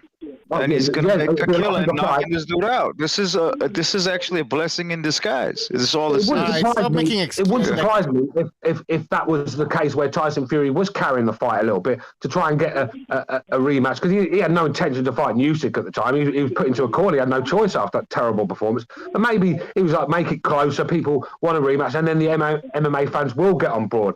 And it cost him nearly. I mean, I still had him winning the fight. Yeah. Close. Me too, but Yeah. All right, we gotta move on here, Kevin. Thanks for calling. Well, right? I'll tell you what. Yeah. The pay-per-views did shit. I mean, it was really low number. So, Fury knows it's a tough test. So who knows if he's going to take that fight? I see no reason why I take that fight. Just high risk, low reward. Yeah, but the second fight will be the second fight. If they do fight, will be better pay-per-view. More people are going to want to tune into that because they can see that Ngannou actually held his own. The first time, everyone thought, he's getting knocked out in a couple of rounds. I ain't paying for that. It was expensive as well. This second time around, it was going to make more money, but yeah, I don't know. It's embarrassing, mate. All right, we got to move on. We got to move on here, guys. We got to move on from this topic also. Kevin, thanks for calling. Call back again next time. Hey, Bucho, can I just say real quick, man, the reason why I don't think Fury was carrying him is because he tried to elbow him quite blatantly. In the middle rounds. I mean, if he was carrying him, he wouldn't have needed to do that. He was so desperate, he actually tried to gash the guy with an elbow. PDA, can I say something? No, you can't. Bucho, let's move on. Okay. I don't know. It's on my show. I'm not hosting. All right, go ahead. But then we can take a phone call. Go ahead. Yeah, I was, remember last time we were having this argument with the elbow, right? Mm-hmm. So I watched it again, but this time not in slow-mo. So what really actually took place was he was on his back foot, Tyson Fury. He was on his back foot. When he went on his back foot, he stumbled. And he's throwing a punch at the same time while Ngannou comes in. So he misses and he hits the elbow instead of the fucking Jimmy, glove. could you correct Jimmy, please? Jimmy, go in, please. What's that? Can you explain the elbow, the blade? Yeah, no, that was as blatant an elbow as I've ever seen thrown in boxing. Watch Tyson Fury fight. He has never thrown a punch like that in close, ever. You don't throw a punch down. When you throw a punch down, you lose all power. You don't throw a punch down leading with your elbow. I don't care if he was falling down a flight of escalator stairs. He was trying to cut him with an elbow to gash him open to get the fight stopped because he didn't train for it. Like Stu said, he didn't take it serious. He thought he was going to go in, slap the fucking MMA guy around for a little bit, and check out, be out before fucking, he's probably even parked by the hour. We try to gash him with an elbow. Absolutely. In fact, the first thing I heard about that fight was somebody sent me a DM, a guy who I know has forgotten more about the sport than I know, said, you see that fucking fight, that elbow fucking, he tried to take him out. And I was like, holy shit, and that's the first thing I saw. Yeah, no, that was as deliberate as it gets. Yeah, but Jimmy, wouldn't he have done another one? Another one after that, maybe three? Not when it was that obvious. His corner freaked out. His corner yelled. But after the fight, that's the first thing Ngannou talked about, too. One of the first things, he's like, what the fuck? He tried to gash me with an elbow. No, that was so obvious. Ngannou is an MMA. Elbows being thrown at his face is nothing new. That's allowed in MMA. So to him, that's nothing. Probably didn't even really register to him at the time. Like, holy shit, this dude just tried to fucking smash me in the face with an elbow. Yeah, and the angle it came down like that's how it cuts very easy. The elbow will cut you worse than anything. Jimmy, but Ngannou didn't really do anything special in there. Let's be real. Tyson Fury's dealt with pressure fighters a lot better than him. He probably trained 3 weeks. I mean, come on. He was fat and shit. He didn't take that serious. No way in hell. And I agree with you. If he was to train, put a serious training camp in, he'd come out up on top of his toes and snap a few rounds until a little power comes off Ngannou's punches. He wouldn't be lazy, won't walk in anything. Yeah, he just... not to shit on boxing. Sorry, Jimmy. I was going to say not to shit on boxing, but Ngannou did show a level of skill. I have watched that fight maybe 2 or 3 times, and he did show a level of skill trying to stop Fury's jab hand from controlling the fight, and then stopping him from coming in with the right hand if it was orthodox stance, because they both switched stances twice, I may add. He did show a level of skill. It wasn't like he was it didn't look like he was a complete novice, because that's to Ngannou's credit. Okay, but still, he's done stand up. All right, Jimmy, we're gonna have to take a phone call. Yeah, we're gonna take a phone call. Okay, then because I want to give my points about Ryan after, because I talked to a couple people and shit. But okay. All right, 410, you're on the air. What's up, guys? Yeah, that elbow from Fury, that was intentional. Anyone with eyes can see he threw that elbow with that intent. But Ryan Garcia, look, Ryan just fought the other night, and it's typical to talk about, the fighters the following week. That's all well and good, but people talk about Ryan Garcia as if he's the undisputed junior welterweight defending champion of the world. This guy hasn't really done a whole ton in boxing. had a step-up fight against Tank, got stopped in the second half. To me, there's no shame in that. Tank Davis stops people in the second half. That's what he does. Ryan is a fighter. For people who don't think he's serious or whatever, that's bullshit, man. This guy had more amateur fights than Devin Haney did. He also beat Devin Haney 3 out of 6 times in the amateurs. He also beat Virgil Ortiz in the amateurs. Now, those are amateur fights, but still, you're not beating those guys if you're just some bullshit artist. If we're to believe what he made in his last fight against Tank, that's fuck you money. That's walk away money. If he was a straight up pretender, he'd just walk away from boxing at that point because he made a whole lot of money in that fight. Instead, he comes back and fights this guy. This guy wasn't no Hall of Famer, but he was a fairly strong opponent. He could have come back against a weaker opponent, an old worn-out dude or some slow, feather-fisted guy. He came back against a decent opponent, and is there flaws in his game? Of course there is. There's flaws in Devin Haney's game. There's flaws in Shakur Stevenson's game. Teofimo Lopez makes a lot of mistakes in the ring. Ryan is no different than those guys. What he is, though, is I think people have this crazy high expectation. He's a guy that on a given night can lose to any perennial contender, just like we've seen Josh Taylor lose to Catterall. But he's also a guy who on any given night has a chance to pull a nice upset, just like we've seen Kambosos do against Teofimo Lopez. He's got good power, lots of torque on his punches, really good hand speed, and that's it.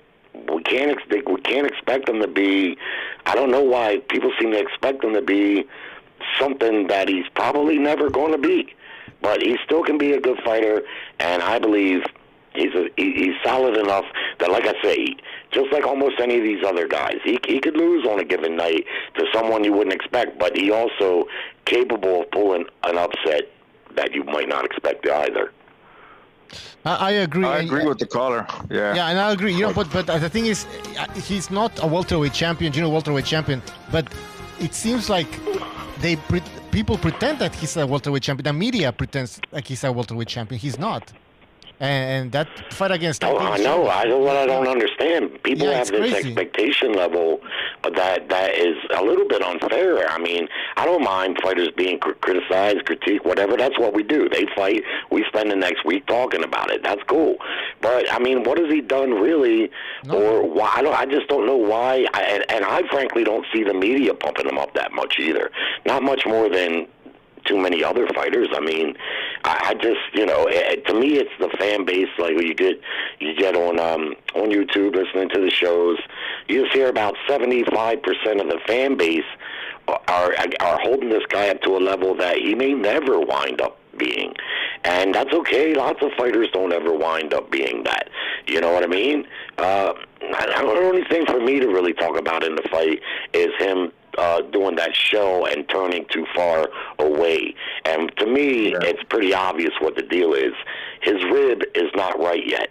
It's still not right. If you've ever injured your ribs, even bruised them, that's a slow, lingering injury, and it doesn't take much at all to make them sore again. Even leaning on a chair, on the back of a chair, can make them sore again. And he didn't do it in the beginning of the fight. He didn't start doing it until about the fourth round. Right around the fourth. Hold on a second. Right around the fourth round is when he started doing it. He did it for a couple of rounds, and his coach told him, "You got to stop doing that. You're in jeopardy of getting points deducted, and you're getting hit in the back of the head and stuff. Instead of using that defense, use your legs." And he listened to his corner, and he used his legs, and the knockout came right on the heels of that. So to me, good performance, good solid performance. On to the next. Yeah, I don't buy the rib thing because I broke my ribs twice, and ribs actually heal back stronger. He would, even in sparring, he would have known you can't take a fight with a broken rib. It's just impossible. It's nothing to do with the rib. I think I didn't say broken. I said bruised. And bruised ribs are a lingering injury. Being scared of getting caught with a shot with it. It has nothing to do with his ribs. Trust me, he wouldn't be in there if his ribs were still hurt. Trust me, bruised ribs are slow healing. That's a lingering injury. It doesn't take much for them to get sore. They are slow. If you're not taking the fight. Trust me, I'm not. He's not going in there with with the ribs that he knows if he gets caught with one shot, it's going to fucking hurt. I mean, he went in there against Tank with injured ribs. We know this. And ribs were fine. You're wrong, bro. He went in there against Tank Davis with injured ribs. He didn't tell anybody, but Tank knew about it, and Tank did. So you say, trust me, he wouldn't have. No, he already did it before. The rib injury, especially bruised ribs, is a slow lingering injury. Sorry, caller, I gotta interject for a moment there. Fighters, all fighters, at least the ones that are top tier, always going, a majority of times I would say, they go in with an injury in a fight.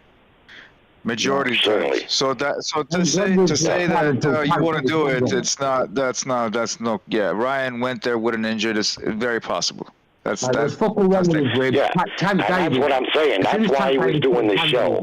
He didn't do it in the first 3 or 4 rounds. He started doing it around the 4th round, which tells me he got caught with something over there. And the bruised ribs, don't take much to make them hurt again. And then he started doing it. And you see how the fight played out. His corner told him after a couple rounds, you got to stop doing that because you're turning too far and you're getting hit in the back of the head and you may get points deducted. So use your legs instead for defense because that shows you haven't perfected it and it's putting you in jeopardy. So he listened to his corner and he got in there. Now fighters fight with injuries. I agree 1,000%, but they oftentimes won't tell you the injury until afterwards. They're not going to tell you, yeah, I'm going into this fight weak on my right side. You know, they're not going to do that. And even after the fight, Ryan's not stupid. He's been in the game for a while. He's not going to tell you, yeah, I'm weak on my right side. Not going to do it. But ribs are another thing you don't typically get operated on. You got to get your ribs broken off of your spine to get an operation. Typically, they get bruised. And I'm telling you, put a shell in you. If you ever bruise your ribs, man, that's a sore injury that takes a good while to heal. And even after it feels like it's healed, it doesn't take much for it to feel sore again. And that's what I see happen there. He's weak on that side. They heal back stronger. I broke 2 of mine. They heal back because the bone heals on top of the bone. It sort of like creates like a knuckle sort of thing, and it becomes stronger. It's been over 9-10 months now. I mean, if that rib's still not healed, then he must have the most fragile ribs on the planet. I mean, come on, man. We can't use that one. Yeah, well, we're talking about the soft tissue, not the bone. The soft tissue, you see? And that takes longer to heal because you're using it. Anytime he spars, anytime he does anything, that soft tissue that's over the rib cage, it's the bruising, not the breaking. The breaking takes 6 weeks, and I agree with you. It's also the dehydration, brother. It's also dehydration. Just look at Eubank, bro. He tried to cut down 157 pounds, and then when he went down to the fight with Conor Brent didn't take place, so they made the fight with Liam Smith, and he got dropped. A guy that's never been dropped his entire career. He's been hit by Grove and all these guys. He's never been dropped. Gets dropped by who? Liam Smith, man. Dehydration is a serious issue, bro. Like that's why people don't respect Tank Davis's fights. They call them bullshit fights. So when you lose that sort of weight, that his body's not set to be losing that sort of weight. That's why he looked fucking ill doing it. That takes a year to get back into proper fighting shape. You can't just go to the next camp and be yourself. Your punch resistance goes for sometimes you don't even get it back. So we don't know if Eubank Jr. has got his punch resistance back or not because he never really took a decent shot against Liam Smith in the second fight because Liam Smith was fucking god awful. But exactly. Yeah, like you said, I agree with you. But Eubank's been hit by George Groves clean and some real big punches. Even Cole Foch said when he was sparring with him, he was hitting with him big shots and the guy. But Liam Smith was like Golovkin in there, and that's down there. Eubank loses all that weight, all that water around his brain. Oscar Duarte was attacking the body, so we can't just say, okay, that his rib was hurt. Maybe just Oscar Duarte was attacking the body, and that was hurting him. The thing with Ryan, he doesn't know how to swim in deep waters. It's one of those things where he's sparring and he's breaking his sparring partner's jaws. He should probably be sparring middleweights with 18-ounce gloves and going, 10, 15 rounds. In some instances, just so he can get that experience, because in the amateurs, yes, he's very dangerous. 2-3 rounds, nobody's gonna want to trade with Ryan. That's why he was winning all these fights in the amateurs, because the combination of speed and power early was enough to knock out and keep the opponents very honest to where he was winning. He's a sprinter. If this were another sport, he's a sprinter. I don't buy that broken. Well, that knockout Saturday came in the 9th round. That's not exactly sprinting. You know, he can knock you out early. He can knock you out late. But why? Because he interrupted the momentum of the opponent, and the referee was helping him. And I'm not saying that just because he did go 9, that eventually that he can't go. But he did look less. He looks subpar, as opposed to how he looks early. He looks worse for wear. And like I'm saying, the referee interfered, killed Duarte's momentum, brought Duarte up 3 more pounds when actually Duarte was fighting at 35. So actually 8 pounds, he was more muscle bound, very much slower. So that took a little away from Duarte's performance. No excuse. But I'm just saying, you saw every time he goes past 5 or 6 rounds to go, lost a split decision. Carlos Morales lost a split decision to go, looked like shit, rinse and repeat, no new ideas. And Tank Davis got knocked out. Yes, he went 9 with Duarte. But Duarte was coming on. Duarte fucked up too. It's hard to hit someone clean when they're turning their back on you, though. When they're running it. It's quite easy to run, you know. All you got if you can like telegraph a shot or see a movement and get on your toes. No matter how good you are going forward, it's hard to catch a guy that's on the run. And then when he did get in close, Garcia was turning his back to him. So it was just probably a really frustrating fight for Duarte, but his closing down the angles and closing down the ring cost him big time, because you've got to get in there quicker. You've got to charge Garcia and rough him up while you still can, while he's still got his front to you, because the back's coming soon enough. And very hard to fight, man. Is Duarte an Olympian? Go ahead. Okay. I don't think Duarte's an Olympian, bro. But I was going to say... I said, is Duarte Olympian? Is he an Olympian? I don't think he is. Yeah, then that makes a difference. I was gonna say the way he fights, bro. The way Duarte, Ryan Garcia looked like shit, bro. He if he went in there and he looked different, you know, then we could be like, all right, you know, he still got the knockout in the 9th, so he definitely carries his power. We know he's strong at 140, but you know, you still got to put an asterisk because he had to add on 3 pounds. He had to turn the fight into a cash weight. He's doing the A side shit now to people, and this guy Duarte. I mean, Ryan was cowering. He wasn't defending himself. He was cowering away from Duarte when he tried to come in on him. And the way the referee was helping Ryan out, it really affected the fight, because Duarte became hesitant to throw his right hands that were like landing. You know, even if they were landing on back of the head, when you turn away and the punch is coming, bro, you move out the way. You don't fucking give it a different target, you know? So, you know, he was doing a lot of little bitch shit, dude. And I wish he wouldn't. I wish he got the knockout and looked better, because then we could actually sing some praises. But I'm not going to say he looked any fucking better than he did against Davis, because he was doing the exact same fucking thing. You know, he looked healthier, you know, and he had a bigger punch. He had a bigger punch. He probably had maybe a little bit of better punch resistance, but I don't know, bro. Duarte was, he said at the post-fight press conference, Duarte was hurting him. He was hitting him hard. But he became a one-handed fighter, like midway through that fight, because he refused to throw the right hand anymore, because the way Ryan was leaning over, he just kept getting warned. He kept getting warned. I thought the referee was going to fucking disqualify him, bro. Like, it was an ugly fight, dude. Like, Ryan got the win, he got a knockout. It was an ugly fight. He didn't look good. The ref wouldn't make a difference. I mean, yeah, he protected him because he's the A side. It wouldn't make a difference. The ref made a difference, bro. You want to change your the show ref? now? Since it appears you're calling back into a live show, we are reconnecting you now. Sorry about that. I don't know what I don't know, bro. He stopped throwing right hands because of that ref. He only started throwing right uppercuts. Yeah, the right hands, but you think he's going to be there to get hit, Ryan? He was hitting him. He was hitting him. Maybe, I mean, you can't swim in water and not get wet. You're gonna get hit once or twice. Yeah, but guys. I need to read like a super chat here. Old well, thank you for. He says, shout out to NPR, solid points. All right, I appreciate that, Old well. And Jimmy wanted to say, give us his thoughts on the fight. Go ahead, Jimmy. Yeah. All right. First off, what Never Sober was saying is 100% right about that referee right off the rip.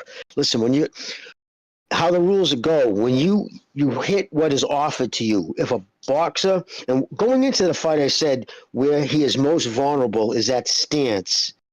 That particular stance he uses, it's so concentrating on that left check hook. But when he misses it, He's always in a position. That's why Gonzalo and I talked about it. Get in low, like Tank did. Tank had the perfect game plan. Get in low, come up into his chest, and then start wailing. So when he gets in low, he would throw a shot. If Duarte had better skills in cutting off the ring and better skills at the angle, he only turned him once. I think it was kind of by accident, but so I rewatched it again. And no, the referee should have. You can warn him, say, watch the back of the head, but then you turn and you give the hard warning to Garcia, not just to Garcia, in his corner. If your fighter keeps turning his head, I'm not taking points away when he turns his head. He's part of the position. So when you throw a shot and when he pulls himself out of position, so he went after, but he got such a hard warning. First, when he called timeout and you go over and you give him a hard warning like that, the next one's a point's being pulled. So, of course, he was hesitant to throw his right hand. And then, but also in the first round, he came out jabbing. He threw more jabs than I've ever seen him throw in his whole career. That's what they worked on. I was told they worked on his footwork, which is by far his most flawed thing. He's got terrible foot position. He puts himself off balance all the time. So what happened? But he lost contact with that. He took one shot at the end of the first round, and it changed everything. No, right at the start of the second round, I think is when he got caught, and then it went right out the window. Stopped throwing a jab. Even Sean Porter mentioned, why isn't he? He got away from the jab. That jab in the first round, his feet were a little different. He was kind of more squared up and snapping the jab. And I thought he looked really good with doing his jab. And all of a sudden, he got away with it. And at the corner, he really got on him. I think in the fifth, saying you got to stop giving him your back. You know what I mean? You're getting himself off balance and stuff. And then I also said to Gonzalo right before it happened, I said, you know what's going to happen. This kid, Duarte, is getting I think I'm getting to him just because he was getting very uncomfortable in there, Garcia. So it made Duarte get over anxious, and he just followed him in. He didn't punch his way in. And literally, right, Gonzalo, 10 seconds before it happened, I said, about a minute before it happened, I said, this isn't going to go well because Duarte's starting to walk in, not punch his way in, not trying to feint, doing nothing, just walking straight. He's going to get caught behind the ear. Sure enough, boom, right behind the ear. That was it. He was off balance, and then he ended the fight. This is what you're going to have with this kid. It's simple as this. He doesn't listen to people. He'll listen to people to a certain extent, but he is his own guy. He does what he wants. He was the same way in this camp. I was told he would take days off, half the fucking workout, get on his phone a couple of times. I heard there was blowouts about that. They said they were going to break his phone, and he, I heard all kinds of shit, but, it was leaked through people that aren't supposed to tell anybody type of thing. But, yeah, so there was an issue there like it is always going to be with this kid. He marches to his own fucking beat. He's an extremely flawed kid with super fast hands, and the power isn't – for people who spot him, they said, no, it's not overly powerful, not much more than anybody else. The thing is, it's so fast, you don't see it. Bang, it hits you. And nothing like, and a check hook on the chin is always deadly. I don't give a fuck if you're 12 years old. It doesn't take much to rock somebody, hitting somebody right on the button. And he's very accurate. He's a decent, accurate puncher, but he's got unbelievably fast hands. And because of his stance, that left, he really snaps his waist into it. And if he gets you hurt, that's what he does. But he loves that punch.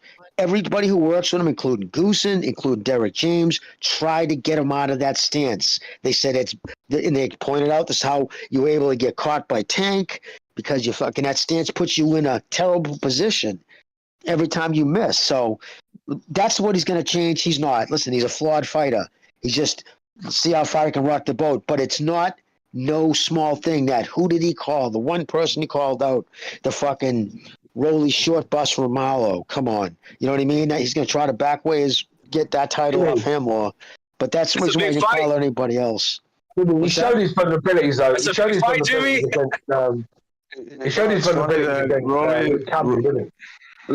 Luke Campbell, he showed his vulnerabilities against him, man. Like this guy, I think as soon as he steps up to the top guys, I think he's going to come a bit short. I think he's one of them guys who's just never going to make it to the top. He's just not good enough for me. But he's like a decent gatekeeper, if that's what you want to say, for me. And there's no reason he shouldn't have made 140.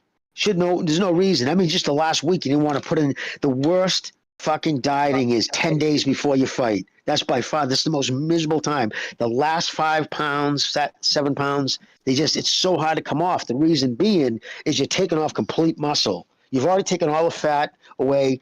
So right now you're actually eating away muscle, and that's when you start getting headaches. You're miserable. Your breath stinks because you're going to ketosis. I can't say, I didn't say the word correctly, but it's just you only, yes, thank you, burning just muscle. So because of that, he just doesn't want to put himself. So what does that tell you? Because he actually made the contracted weight 10 days out because the belt comes in. You're supposed to weigh a certain amount. You know, because what happens if you're not in that area? Say you're 27 pounds away from the targeted weight, right? You're 157 or 167, and the fight's at 140, and it's 20 days away. They'll stop it right there. They've canceled fights in the past because it's too dangerous. Now we know how you're going to take that weight off, and no matter what you do, it's not going to be a healthy way to come off. So we made that weight at that particular point. The fact is, he just didn't want to push through the pain. That tells me everything about this. How do you guys see him doing against, say, Haney Prograis? We've got that fight next week. If Garcia was to fight them at 140, how do you see that one going? Oh, Haney would beat him. I think you could beat Haney. No way. Haney would beat him easily. No, beating Haney. Get out of here. No, Haney would beat him. Haney would jab the shit out of him. Yeah, Haney would just. Haney would try to engage. Haney will also get caught too. It won't be that easy for Haney. Haney would win, but it won't be too easy. Devin Haney will beat the shit out of. What makes Ryan extra dangerous, although he might be a one-trick pony at this point, is that he's like Jimmy said, very fast, but that speed is coming from the lead hand. You know how the old school boxers used to stand, where the hand in the front is furtherly extended to where Lennox Lewis was trying to teach, for example, Deontay Wilder. You don't have to have all your hand all the way back. Now you could do that with the jab, but you can also do with the hook like that, where the punch travels a short distance. So not only is he fast, he's incredibly fast with that lead hand that travels a very short distance. So even when he goes against a jabber like Haney, Devin Haney might out jab him, but then he also got to watch for the Ryan Garcia left hook, right? Because it's the hand in the front. Jimmy, sorry to say, it's not just the left hook. He can do the left lead hand to the fucking body, just like he did to Campbell. Just like he did to Campbell, he can do that. And he's tall too, so he can spread his legs a little bit wider, and that, like Jimmy says, the K stance, and get a little bit more depth as he reaches in. You know, the shit on he's Campbell, taller than most of his opponents. Gonzalo, they shit on Campbell, but I think Ryan is the only person that stopped Campbell. No, I don't think anybody stopped Campbell. Didn't he get stopped by Lomachenko as well? No, he didn't. I thought no, he didn't. He got close. Lomachenko was about to stop him, but he didn't. But that's because of shoulder injury. Now in the chat, you can't talk about amateurs.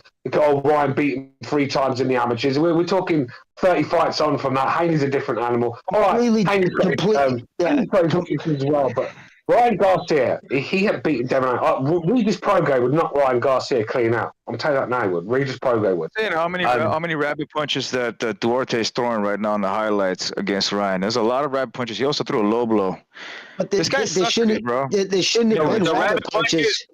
He turned them into rabbit punches, bro. That's what exactly. I would say about Duarte though, he did fight amateurish when he, like Jimmy was saying. I do remember he calling out he's just following him in. And he came in, he got caught with his foot in the air, and that's what rocked him, and that's what what ended up getting him stopped. I don't know what's with these guys. They don't teach him how to if you're a come forward guy, how come they don't teach you how to cut off the ring? That's you're supposed to be your bread and butter. Especially when you got someone Ryan's not even that fleet-footed, bro, and he was he was taking off on him. That's because of who he's fought. He's fought strictly almost 100% in Mexico. I think maybe all of it. And Mexican fighters don't, as you know, you don't usually have to find them. They're usually right there. There's not too many Mexican guys who are going to run or turn and try to be too slick. They're usually right in your phone booth with you. And that's the type of fights in the guys he's beat and whatnot. But, he walked right in. But the thing is, too, with Ryan, but like Gonzalo said, that left hand, because it's already out there. But just to go to show you, first off, there's everybody legal to measure a fighter as it is to punch him in the back of the head. They're both against the rules. How many times did you hear him warn him about measuring? Not once. Not once did he say anything about measuring him. And how many times did you hear him about pushing him? He shoved him about 6 times. Literally shoved him. You can't shove a fighter. He would shove him. He was measuring him. Jimmy, that happens all the time, though, in every fight. But you get warned. You'll see him push to the shoulder. The warning for a shove is pushing the shoulder. There's 2 warnings. Shove, yeah, I agree. It's hands Shove, out. definitely. There's hands out. A referee, if you see him put his paws to the air like that, and just like what it looks like a shove, or they tap their shoulder. If they tap the shoulder, it's usually because they're pushing off with their shoulder. Both illegal. Measuring is super illegal. Wicked illegal. And he never even mentioned it's illegal.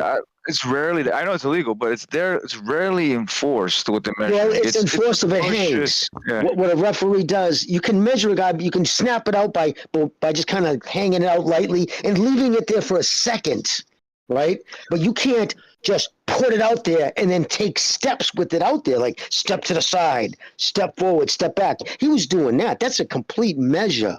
You can't do that. A referee should have waited a race. Top. All right, no more. No more measuring, stop. But he never even warned him about it. I mean, it was so clear. That fucking kid Duarte, everything that kid did. Ref, whoa. Like fucking, behind the head. It was obvious there was a person they wanted, he, in his mind, was supposed to win that fight, and he clearly refed it that way. Right to the fucking ending that fight before that kid got up at 10. Listen, how many fighters I've seen get up, including Fury, wasn't fully erect when fucking Jack Reese stopped him. Yeah, but Fury. Listen. With Fury, he got up and he was bouncing around. With Duarte, I wanted Duarte to go 10 rounds. Look, I wanted him to go to 10 rounds, Jimmy. I understand, rounds. But my point was like wobbly, bro. But he didn't. But how would he know that? He stopped it before he even got up. My point being, as a referee. All right, let me finish. Can I finish, dude? Let me just. But it was just. Yeah, he was going to stand up. He was on the way up at 9. So most refs will stop there and look at him. You're not under any specific time. Like you got to. You have he made the 10 count. You can't stop it. Bullshit. He could have got up, right? Looked at him and waved it off. Take a step over here. Step to the left. Step to the right. He didn't do any of that. He probably would have been stopped. Like I don't disagree that he would have got stopped because that's the equilibrium shot. We saw it with Andy Ruiz versus Joshua.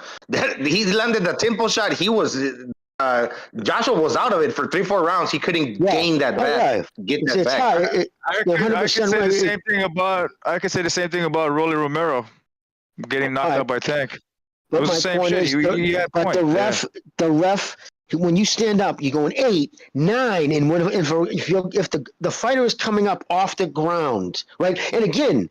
There's nuances. The ref is supposed to know, okay, this kid hasn't been getting beaten, batted around the fucking ring, and a lot of people had him up on the cards, right? So you got to thinking, okay, so you let him get up. You stop the count. You let him get up because he's coming up. You look him in the face, step to the right, step to the left. If he's still goofy, you could have stopped it there or said, I'm going to keep a close eye on you. Ryan would have jumped on him probably 99% chance would have walked in and fucking slept him out, beat him up. But you give him that. The fact that he stopped it there, and again, he was under no obligation, I have to wave it off at 10, meaning like if he gets to 10, I have to let him fight. No, you don't. You could, you're standing up. All right, let me see a paw. He looked him in the eyes and said, no, it's done. You're done. You could have said, follow my finger. There's all kinds of things a ref could have done. So that ref wanted to stop. Right now. Yeah. He's waiting for an excuse to call the fight off. Gypsy, wait, hold on a sec, bro. He was just waiting for an excuse to call it. The referee reminded me of Katie Taylor, the Chantal Cameron, where the ref knew who he wanted to win the fight from the start, and he was going to do everything in his power to make that happen. And that's the problem with boxing. You got referee, like I said, you got one case where a guy's fucking in a coma, wakes up the last second, he gets to continue the fight, and you got another case where a guy gets dropped, gets to 6 and 7, and the ref's fucking doing the YMCA, waving the fight off, isn't he? I mean. This inconsistency from referees, that's a big problem. And also, once again, the shady situation here was you brought up Oscar Duarte 5 pounds. Okay, he accepted. The fight's taking place at 140. But then why bring him up another 3? Now it's at 143. And granted, if you saw Oscar Duarte, he looked in shape. because he got a lot of muscle. He didn't look okay. Now all of a sudden, because he's 3 pounds more, he's gonna be looking fat. No, but he was more muscle bound. He lost that little extra elasticity. That's why he was slow, extra slower, like molasses, right? So why Ryan Garcia got a longer frame? He could distribute those 3 extra pounds where he's kind of retaining a little bit more speed, and he's a flash. Okay, he's gonna be quicker, and then Oscar Duarte becomes a little bit more like slow, telegraphs his shots and everything. Dude, so that was a big reason he lost. You know when Tank dropped Ryan in the second round, he measured him. Nobody said a goddamn thing. He measured him when he fucking got him with that hook. You guys watch it again with his lead hand. He's measuring him. He measured him, bam. He got him with that. So not only are you a little bit slower, the referee, every time you're Ryan turning the back and you're hitting them where it's supposed to be the kidneys or where it's supposed to be in the liver, and the front part, because kidney shots are illegal. But anyhow, the kidneys wrap around to the back. But you're hitting them on the back. I can't forget if it was a right or left hand. But then the referee stepping in and saying, well, that's illegal. Every time that... in my mind, I see that every time that Duarte is going in and committing to the shots, but then you know that the referee's going to step in, it makes you fucking hesitate. And when you hesitate, that takes a little extra fucking to commit. Hesitation causes fear. And when you fear, your worst nightmares come true. That's what hesitation does. Now you're hesitating that the referee's going to step in. That kills your momentum. Guys, let's take the lower back into the back of the neck. You don't want to. You're probably fearful that you're gonna hurt this dude. You don't want to hit some dude in the back of the brain stem. That's where the little computer is at. That control. Look at what happened to Preacher Cologne. Now, if you're a complete asshole, fuck it. Yeah, I'm gonna hit this dude wherever. Right? Maybe if that were Marco Antonio Barrera, babyface assassin, yeah, he would have because he didn't care. Like if you roughed him up, he would rough you up too. And that's part of like shady tactics on Ryan's behest. All right, let's take a phone call here. Ryan's behalf. Hold on. Phone call. 832, you're on the air. What up? This is the straight jigsaw, man. Listen, one thing I'm gonna get out the way, bro. I wasn't really impressed by Ryan's performance, bro. And I know. Listen, I know Gonzalo probably would be surprised because the way I was saying. Like, listen, when I said that, what's his name, Oscar Duarte was going to get knocked out and stuff before the fight, I really wasn't expecting much of Duarte. Like, it's like, bro, this guy, because I picked Duarte, I'm I'm supporting Ryan Garcia. I'm not supporting Ryan Garcia, bro. I'm just saying that dude was a layup. It was meant to be a layup. And, if Ryan Garcia was as good as he was supposed to be, listen, I think guys like Teofimo Lopez, Subriel Matias, Gervonta Davis, they would have got this dude out of there really, really, a lot sooner than what Ryan did, bro. It's not, and like this dude is not impressive. Ryan Garcia gets beat by all of the top guys, bro. I did pick Ryan to beat this guy. I wasn't because I seen a film study of this guy before the Ryan fight, and I was like. Yeah, I could see this guy being tailor-made for Ryan, but unfortunately, Ryan Garcia didn't make it look like that. He struggled a lot more than he had to. Like he could have. Yeah, I'm definitely not impressed by this guy, man. And one thing about what Jimmy said was that Ryan Garcia, he heard that dude, he was in camp and they was threatening to break his phone and stuff because he was on it. One thing I'm gonna say is, listen, there's a quote that says a tiger doesn't change its stripes, meaning that if you are if you're a social media guy, you're not gonna change that just because overnight. Someone wanted to say something? Yeah. I was gonna say not a tiger. So leopard don't change its stripe. Not a tiger, but I know where you're coming from. I was gonna say Ryan. Did he have anything marked up on his face? Came all clean as fuck off this fight, right? Yes. Caught a minor cut by an uppercut. He got a little cut. On a scalpel. What? Of course he had no marks on his face. His fucking back was turned all the way through it, and then he was running the other. It wasn't all the way, bro. It was halfway. It was like what is a Philly show technically? And he's running the rest of it. Of course he ain't got marks on him. You know where Oscar Duarte messed up? G-Turo, you know where he messed up? He started taking Ryan's power for granted because he was assimilating the shots very good. He's a strong dude. But once he took the power for granted and started coming in all fucking squared up with his hands down, that's when he got caught. And Jimmy said it.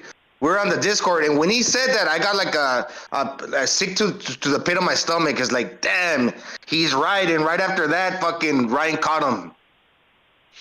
I didn't check no film study. I just looked at the actual fights, and I picked Ryan to win because I saw nothing that Duarte does that's like high caliber. Nothing. He's just a guy that's strong as fuck, and I said that's all it is. He just comes in and knocks. He's like Lucas. He was almost like Lucas Brown in the heavyweight division. That's almost, but he's a little bit better than that. Yo, Gonzalo, you remember when we was in the Discord and I was saying before the fight, like right before it, I was like, listen, from what I've seen from Oscar Duarte, that dude keeps his hands down when he comes forward.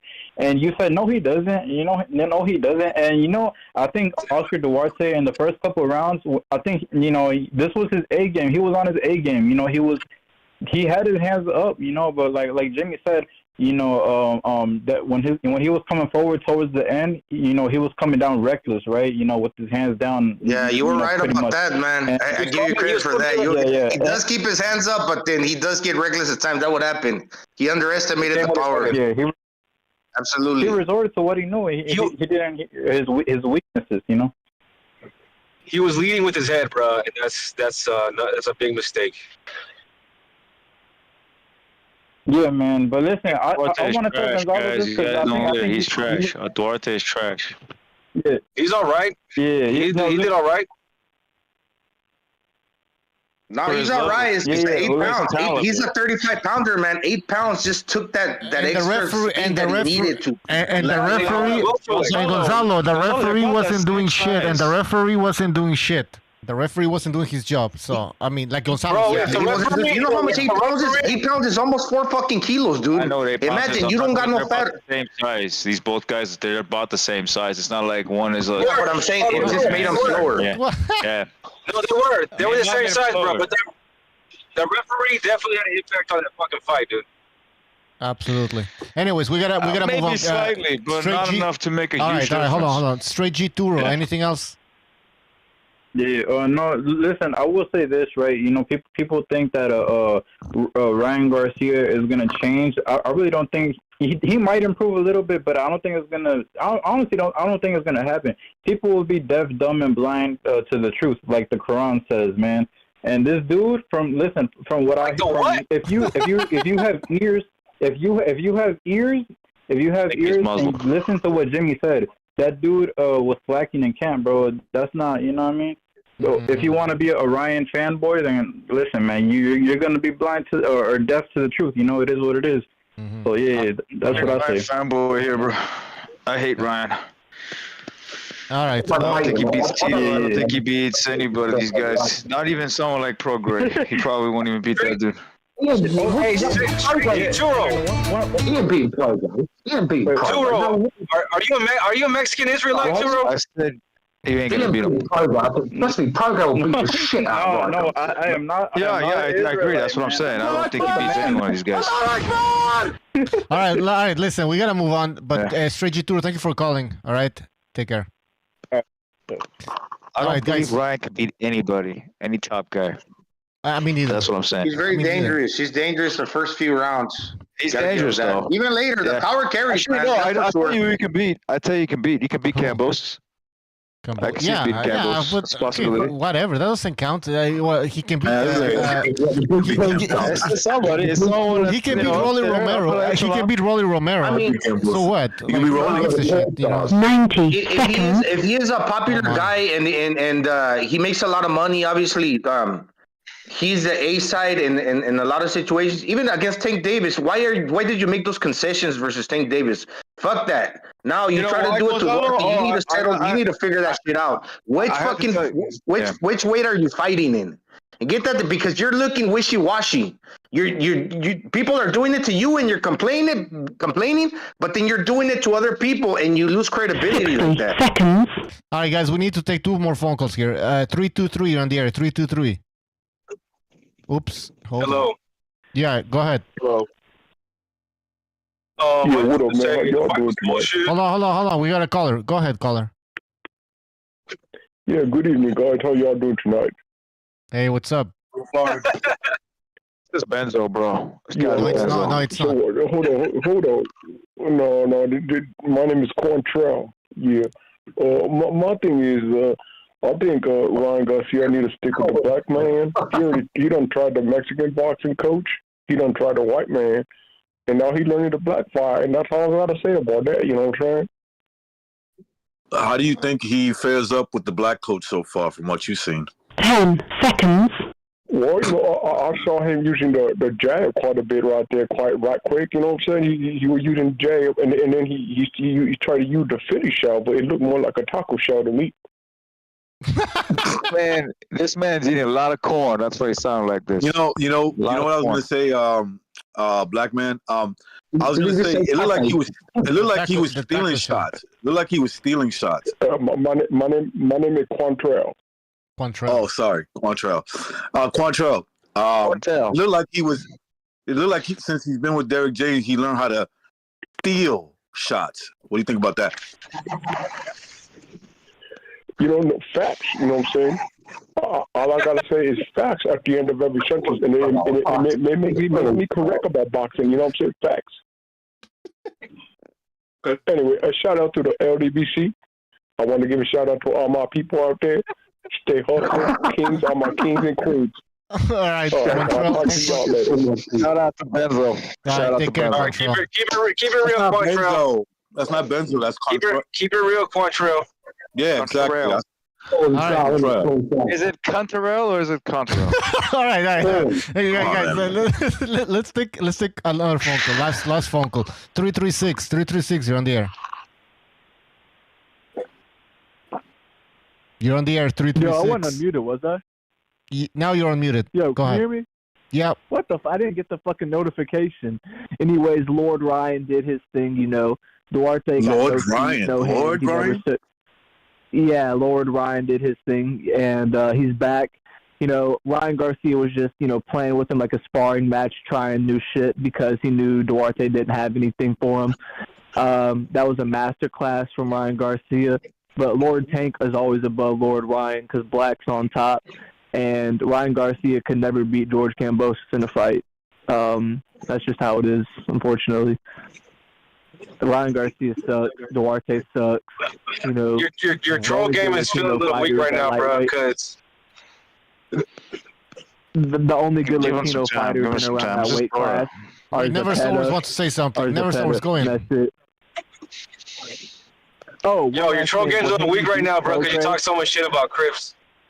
And now you're trying to put Davis on the pedestal. The West Coast Clowns, Ryan Garcia, and Haney aren't going to fight Matthias or Teofimo Lopez. They're going to avoid them. And no, I mean, I do talk a lot of shit about these blacks, these black Amero bums. But there's some Latino bums, too, in boxing we got to get on. That's just how it is, bro. Everyone's got to get their fair share. That's all I got to say. Ryan Garcia, Duarte sucks. Black. This is black. Is Chocolatito Gonzalez a Latino bum? He hung up. All right, phone lines are closed, people. Phone lines are over. They're closed. Yeah. The girl's gonna 50 seconds. Hey, the thing I don't get, people will say, okay, after the fight, they'll say, well, Duarte's a bum. But some people, even the same people, will say, well, Ryan's a hype job. You can't have it two ways. Or either Duarte's a bum and Ryan Garcia is good. But you can't say Ryan Garcia is a hype job and Duarte's a bum because Duarte is all right. He's a decent fighter. So we understand that Ryan's not a bum. He's a good fighter, but he just has limitations. Mate. You know what? You know what Ryan's giving me Duarte's a bum in me. I'm sorry. Ryan, he's a bum. I've watched enough fighters to know if he's world class or not. The guy was doing everything wrong, and he was fighting Ryan Garcia that was not really confident in himself, to be honest with you. Fighting a style he wasn't really used to, and just had no ideas. Couldn't close the ring. Just didn't try anything different. Didn't change up things. Just kept doing the same. Sign of madness, isn't it? Keep doing the same things, expecting different results, and then Exactly. That's what he did with the go too. And he's a good fighter. He's a good fighter. But that's not the reason, because people love controversy. Now, if I say he's a good fighter, but he's limited, that just sounds too fucking boring. But that's not the reason I threw Ryan Garcia under the bus. I threw him under the bus because he acts like a piece of shit. And that's why I will never probably be a Ryan Garcia fan. So are you saying Gonzalo's he's like a fucking snake. Gonzalo, you're admitting that you're biased. You should have, Mucho, he should have stayed with Reynoso. Reynoso would have never let him fucking take that catch away. He'd probably say, "Yo, man, I'm walking away from you, bro." Recognize. He tried to go back to them. They didn't want him back. He went back to them. He's cucking. Gonzalo, when you threw him under the bus, did you lit up a cigarette? He went back to them. Like I said, Recognize brought up a point, and Sobers, he made a comment. Yeah, he would have never accepted that catch weight. But not only were those the guys that fucked him over, he went over there to them, and that's why the people were chanting Oscar Duarte. The fans, he was in Houston, mind you. The people weren't chanting fucking King Rai or Cringe Rai, Super Rai. They were chanting Oscar. Right, Oscar Duarte. They're cheering Oscar Loya. You know the Texas Mexican crowd, they don't really like them California Mexican boys. They kind of have a little. They have a little bit of bias towards them too. Do you let anyone speak? Do you honestly let anyone speak, brother? Oh, you don't know. Who? I'm just talking to Recognize. No. I'm done. Whoever, go ahead. Whoever wants to speak. I thought I had to fucking book an appointment to get word. Is that Stu? Go ahead. Yeah, it's yes. Oh shit! What's up, Stu? Stu, that's never sobers. Well, listen, am I talking over everybody or what? Yeah, well, some of the You chats probably are. we're getting a bit butthurt because we're like giving Ryan Garcia a bit shit, but these are the same guys that was all for it when we was fucking doing the same to Andrade. They're like, get him, boys, get him, get that butt bump, boys, get him. You know what I mean? And now we're saying something about Ryan Garcia. Their feelings are hurt, but we've got to keep it fucking real around it. We're not fanboys. We just see what we see. At the end of the day, it was a decent performance, but Duarte, for me, is an average fighter at best. And I'm not going to get hyped up. When I watch that fight, not once did I get excited. You know that when you watch a good big fight, the nerves are going, you're fucking up and down at the end of the rounds. I was basically, it's like I've been smoking with Cheech and Chong watching that fight. I couldn't fucking move it. Yo, I want to say about Ryan Garcia, bro. He's kind of giving me vibes of, and I'm not comparing their styles, but I'll explain myself. He's kind of giving me vibes of Ricardo Mayorga. Mayorga, really? Let me finish. And they're gonna be fighters with untapped potential due to their lack of technique. You know what I'm saying? Right? Mayorga was good, bro, but he was a street fighter. Yep. And he liked to smoke, and he wasn't that dedicated. He could have been much better than he was, but he still reached the world level. Ryan Garcia could reach the world level, but he plays on his phone. I'm saying he doesn't drink and smoke, but he plays on his phone too much, and he's just disinterested. So he won't really reach his ceiling that I think he has, because he has a lot of potential. I think this knockout doesn't help his cause, because now he won the fight even though he was struggling, but he's gonna believe that he did the right things in the ring. Like, he doesn't really need to change anything because he got the knockout. And so the Bucho, Ryan looks like he cannot outbox an elite level fighter, meaning in his weight class. But what he could do is knock them out. He can knock them out. Yeah, I agree 100%. Ryan Garcia, as soon as he steps up to like the top guys, like I said, Haney, Prograis, Tank, like it was already been stopped by Tank, but them sort of guys, it's over for him.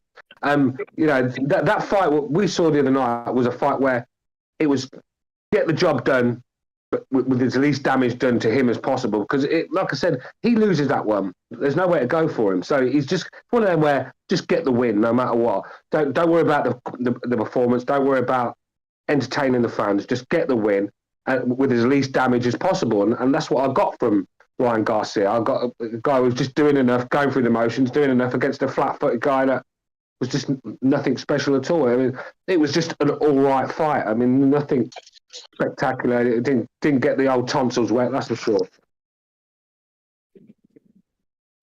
Yeah. I mean, and like somebody said, a caller said, I mean, I asked him, do you think Ryan Garcia is going to get exposed? And he said, well, he was already exposed when he fought Tank Davis. So, and that's why we got that performance, Butcho. That's exactly why we got that performance, because once a fight gets stopped, especially a guy that's been hyped up to be this fucking pound for pound fighter and stuff, and he's going to do this, he's going to do that, and then as soon as he gets like knocked out in devastating fashion, whether you like it or not, it was. Then when he's come to the next fight, he's not going to go in there and do the same things. He's going to get the win. Now, look at Joshua when he lost to Ruiz, the rematch. He did as little as possible to put it on the line that night. He just did enough to survive and get the win and move on from there. And I think we got the same from Ryan Garcia. That's what a defeat does to fighters. I mean, some guys it just mentally breaks them a defeat. So, but you know what? At least he's already caught an L, so maybe he's not all about protecting that L. So I'm not saying that he's reckless. He's extremely dangerous in the beginning. Later, okay, he slows down and he does the same shit over and over again. Him not having that pristine like record where he's defending that O. What do you think about that? Does that make you want to like chime in to see if not because he's reckless, because he knocks people out. He's kind of like a 50-50. We're just going to tune in to see what happens. Hang on a second, Gonzalo. If he goes in there, Duarte, and tries to fight him, right, in the pocket, he could get beat. And he gets beat again. There's nowhere for him to turn. Come on, man. Garcia on the back of 2 defeats. Where is there for him to go? That's the thing.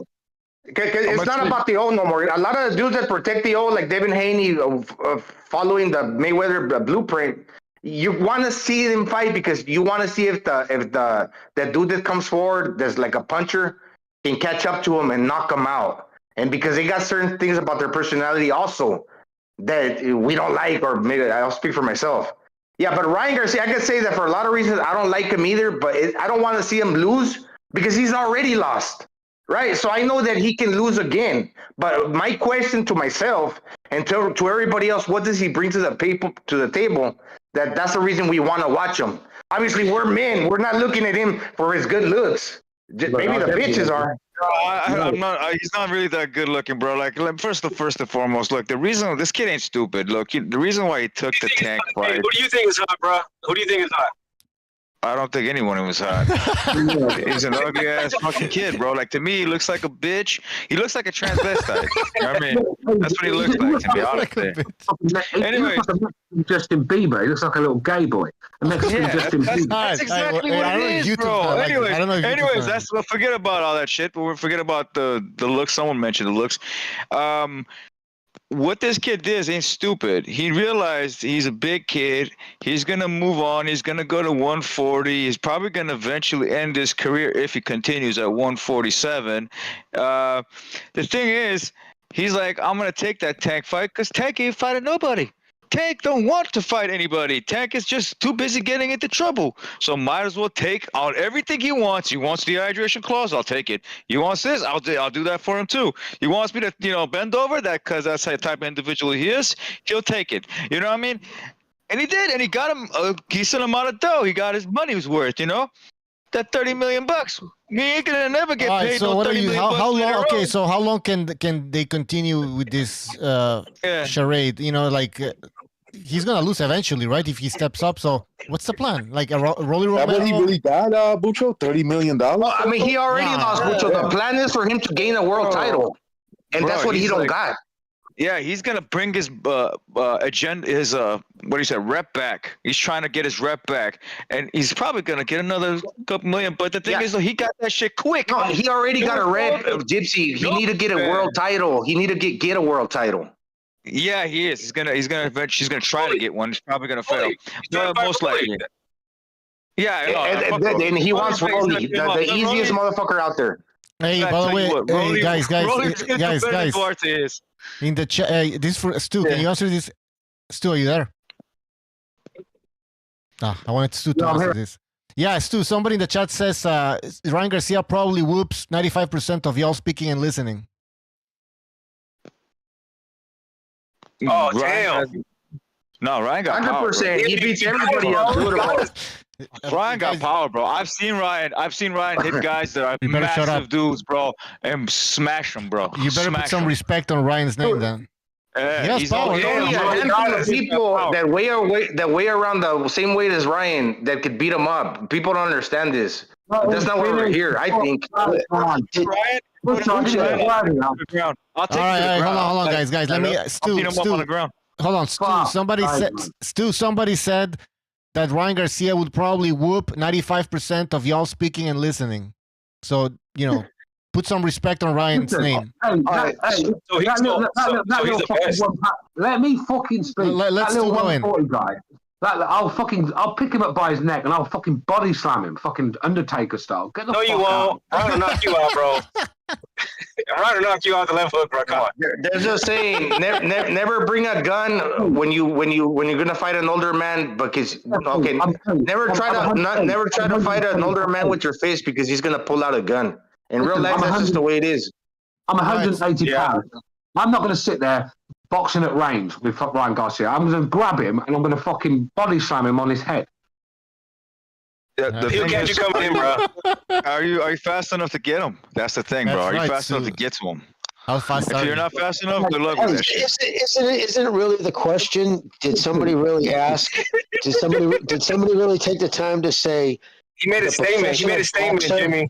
A professional boxer could beat. Well, I'll tell you what. I guarantee 100% he can't do any of our jobs. Good point. Especially that guy. I mean, that's true. He won't be able to do my job. He will suck at what I do. Fucking brain surgeon. No, but I don't know why some people get offended. I mean, we're criticizing Ryan Garcia, obviously, but it's only in boxing, dude. Would you ever see any professional hockey?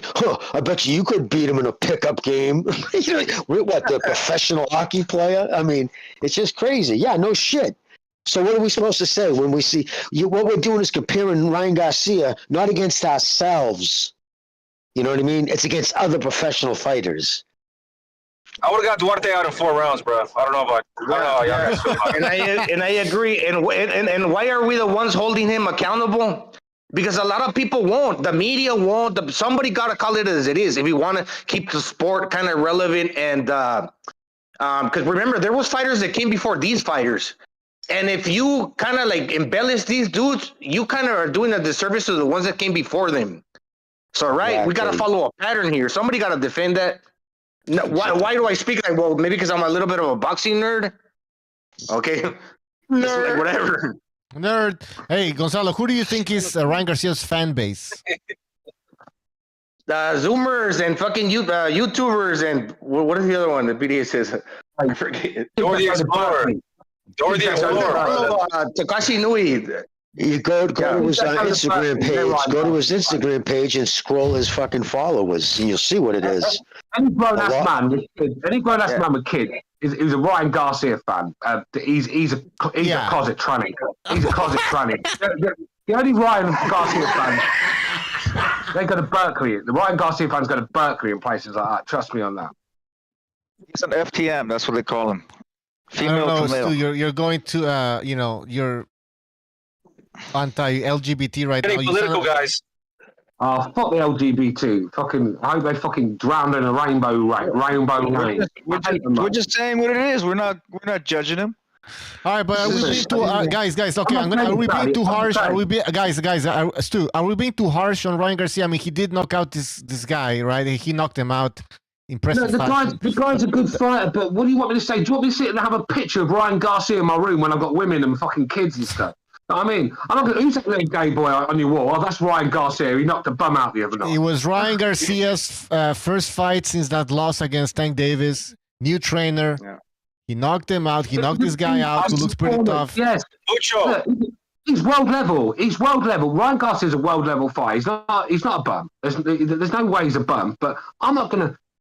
He's not the sort of guy I'm gonna follow. Some little pretty boy Mexican that weighs about 140 pounds wet through. That looks like he's into all sorts of trans dressing and stuff. I'm not into all that shit. I like alpha males. I want to see fighters like Barrera, Morales. I don't want to see Ryan Garcia. Stu, you're saying you didn't like the knockout? It was all right. I mean, what do you want me to do? Fucking star jumps or something? It was all right. I mean, we're looking at the fight, right? What happened in the fight? He ended up winning. I mean, sure, there was some things we complained about, but he won.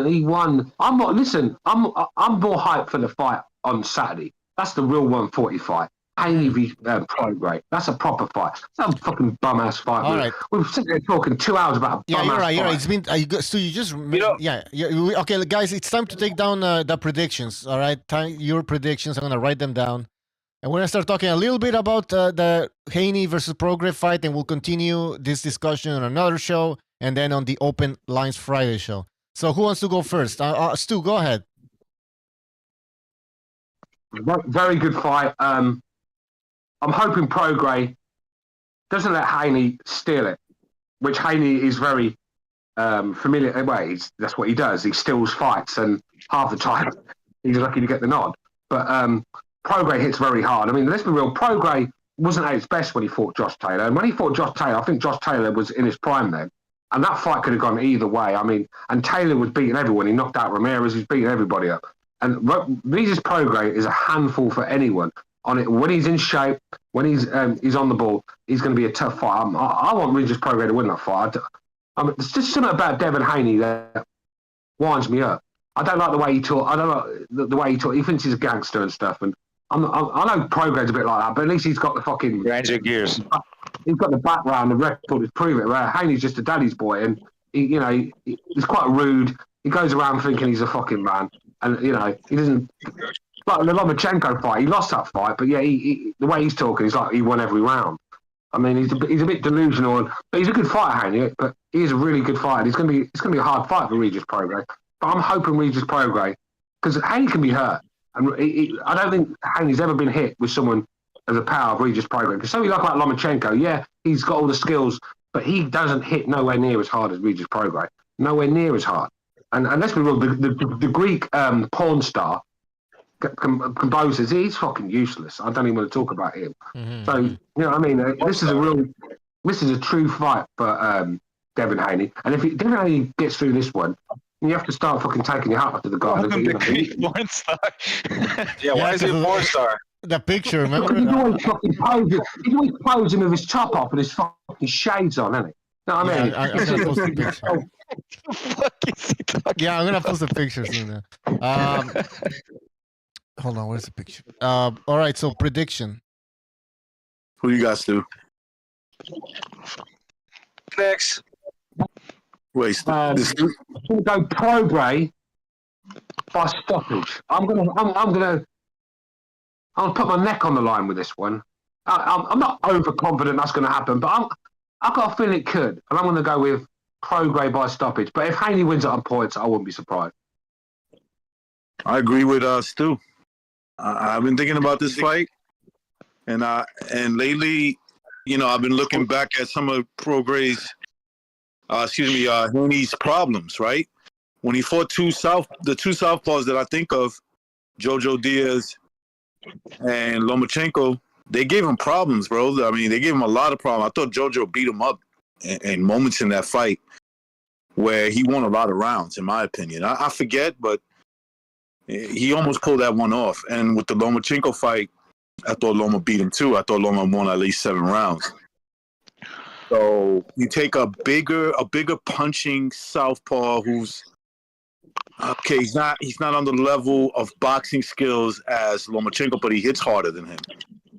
So I mean, look, I know the boxing establishment wants this guy to win, and he probably picked Prograis because they see a weakness there that they can exploit and probably win, and maybe that happens. But the more I look at that fight, the more reasonable.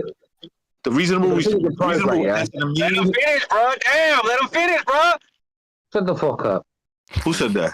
You was fucking complaining about someone else interrupting and you fucking not letting him finish his prediction, dog. Everyone's quiet. Everyone was quiet. Everyone was quiet when you were talking. What the fuck up? Who's this bum? Who's this bum? I'm Ryan Garcia, and I'll knock your ass out with the left hook, bro. That's who I am. I'll drop you on your head as well, you little bitch. Oh yeah, you'll come in and grab me, right? All right, guys. Let's fucking recognize, guys. What the fuck? Let's recognize finish, please. But anyway, I'm gonna agree with Stu, and I'm gonna put my neck on the line too, and I'm just gonna go what comes to my natural boxing instinct of experience of watching these type of fighters, and it should be, in my opinion, Regis Prograis, who stops him probably around the 9th or 10th round. That's my prediction. The hell's going on here? What's going on? All right, a big left. He's going risky. He's going risky. I'm getting concerned. All right, next we'll go with left. Never overs. All right, I would say this, bro. People are really picking Haney to get a UD. Shut up, bitch. People are picking Haney to get a UD, right? People are picking Haney to get a UD easily because I guess everyone thinks with that Zorilla performance from Prograis that he's not as good as he was. Taylor he didn't look good against Catterall, then he lost to Lopez, and people are shitting on the 140 division, and they're saying these guys aren't as good as they were. Everyone thought they were. I think Haney's not as good as everyone thinks he is, bro. He got his ass whooped in his last fight. The only reason he's advancing in his career is because he got a gift. So I think he has the feet to stay away from Prograis. I don't think he has the power to keep him off. I know the favorite is Haney by UD, but I'm not gonna fucking pick him. I don't fucking like him. I want to see a knockout. I want to see Prograis walk through his punches and knock his ass out. I'm gonna say 8th round knockout for Prograis, bro. All right. Who's next? Jimmy. Yes. Prediction. Prograis versus... Yeah. Oh. Prograis. Oh man. I wish I'll start off by saying, well, fuck. I never wish. This is the fight that I pray I'm wrong. I fucking hope I'm wrong more than any other fight I ever predicted, because I don't like Haney. I don't like the way anything about that kid, and he fucking lost to Lomachenko, and the shit he said after, instead of like, if you could have said, we'll run it back, at least give the mouth service, the lip service, knowing he can't stay at that weight. Then if you say, well, I can't hang at this weight, if I would fight at 135 again, I'd give him the fucking rematch, but I'm going to 140. You can't shit on a guy if he goes up a weight class because he just can't make weight anymore. But the fact, oh, fuck you, I won that fight and ran out of the fucking ring like a thief in the night. But anyways, I see this as a unanimous decision for Haney. And I think towards the end, I don't know, man, I can see it almost getting wide at the end. I think he could fucking... I just don't think Prograis has been fighting enough, and it looks like when you're getting older and you stay inactive, it just works against you. And again, please God, I hope I'm wrong. I hope fucking Prograis starches him. Yeah, me too. But I'm going to give my opinion. I'm just giving my opinion on the fight. My prediction is Haney by unanimous decision. All right. He's a horrible fight. He's a hard man to beat, Prograis. You know, he looks easy to beat on the eye, but he's a hard man to beat. Josh Taylor will tell you that. Anyone that goes, like I said, Regis Prograis, even on his worst day, he's going to be a hard man to beat. I've got a feeling he can pull it off. Yeah, but the thing, like Jimmy mentioned, he's been inactive, right, Jimmy, for a while, and yeah, he hasn't fought look good often. In his last fight. I think it was his last fight. And yeah, he didn't look good at all in his last fight. So I mean, yeah, that fight with the Scottish guy. What's his name again? No. Josh Taylor. Josh Taylor, yeah, that fight was a long time ago. Also, right? That was peak. And Regis punches are going to be a lot slower than Lomachenko's. That's the reason why Loma gave him a hard time. And harder, but a lot slower. But he's going to see them a lot easier. Like Lomachenko will give him angles that Prograis won't. Prograis comes in. I hope he keeps his hands up. If he keeps that lead hand down like that, it could be trouble for him with that jab and that right hand over the top. And he is elusive. And no, dude, I hope you're right. Dude, I hope you're right. I swear to God, I hope you're right. All right, we gotta go continue with the predictions here. So now, Gypsy. Well, you guys are making good points, all of you. But Prograis I think, will drop Haney once in this fight. It will happen. But besides that, I don't see him stopping him because he sucks at controlling the jab. He's more of a good inside fighter than anything else. And Haney's not going to allow him to get in. But he will catch Haney with the left, and he will put him on his ass at least once, maybe even twice. Who knows? Maybe it's possible it goes twice, but I'm going to go once. And it's going to go to Haney by UD. Maybe even a split decision, but I'm just going to go with Haney by UD. Even though he might get dropped twice. No, yeah, but you just look, bro. If you get 2 knockdowns and you lost the entirety of the fight, you still lost. Yeah, I know. I'm just saying. So do you mean he's like, gonna lose basically every round? Because it's a huge possibility. He loses every single round, and almost every single round. All everything, but like almost every single round. You still need 5 rounds to get a draw with 2 knockdowns. Anyways, that's it. Possible knockdown. You could add that as well. Like 1 knockdown from Prograis. All right, I'll add 1 knockdown. I hope UD don't stand for an impressive growth. I mean, I know what Haney's like. He's going to go in there. He's going to try and pinch it, steal it. The ref's going to be on his side. The judge is going to be on his side. I'd like to see Haney in a fight that's actually fair for once. It's going to be moments where the fight's going to be very entertaining. There's going to be moments where, Prograis decides to, throw all caution to the wind and try to pass the jab and try to catch him a couple of times here and there. But is it going to work throughout, is it going to be enough punishment to take him out? I don't think so. I have a hard time imagining Haney getting out because he couldn't do that to a guy that before this fight, his previous fight, he couldn't do it to someone that was less of a caliber fighter. So I see Haney getting dropped most likely and winning on a UD. I'll tell you, and if Prograis puts him down, it's going to be a lead left, right, and it's going to be one of those. He kind of steps to the right. I mean, a right hand as he steps to the left, bringing it over the top. He does throw that pretty good. It's a hard punch to pick up, and if he catches him behind the ear with it, he could. And we've seen Haney that he doesn't react well to big punches, and in fact, Linares had him hurt going into the next round. So I think that'll be how he'll catch him, because that's the punch I think that Haney won't see coming out of all Prograis' punches he throws. That'll be the punch you won't see. He's quite accurate with his punches as well. Prograis. I mean, he doesn't waste a lot. But I hope you guys are right. I hope Prograis knocks him out. I hope I'm wrong on this one. I really don't like Haney. Gonzalo, your turn. Okay. Yeah. Give me a minute, because I got freaking TBI. I get sidetracked. Just let me cook for 30 seconds to a minute or two. Okay, Ryan Garcia. Jesus, fuck. Let me clear my head. No, Devin Haney, he's an early starter. He started boxing ever since he was an adolescent, a young kid. Regis Prograis is a late starter, but guess what? He loves boxing. He loves boxing. He loves to sit in the TV, watch the old fights, and he loves to train. He's in physical shape. Consider this. Haney is moving up for the first time, and he's fighting a champion at 140 pounds. Yes, he was a 35-pounder. Usually when you step up, you probably want to test the waters. He's going right into it against a hard puncher. Now, granted, Devin Haney's moving up, but he's going to be the bigger man. But at the same time, I say this to say that he's probably more known for his speed rather than his power. He's going to lose a little bit of that speed because he's going to be way bigger. So he's losing speed, but Prograis, he's not necessarily slow. And since he's going to be the smaller man, he's going to be actually just as quick.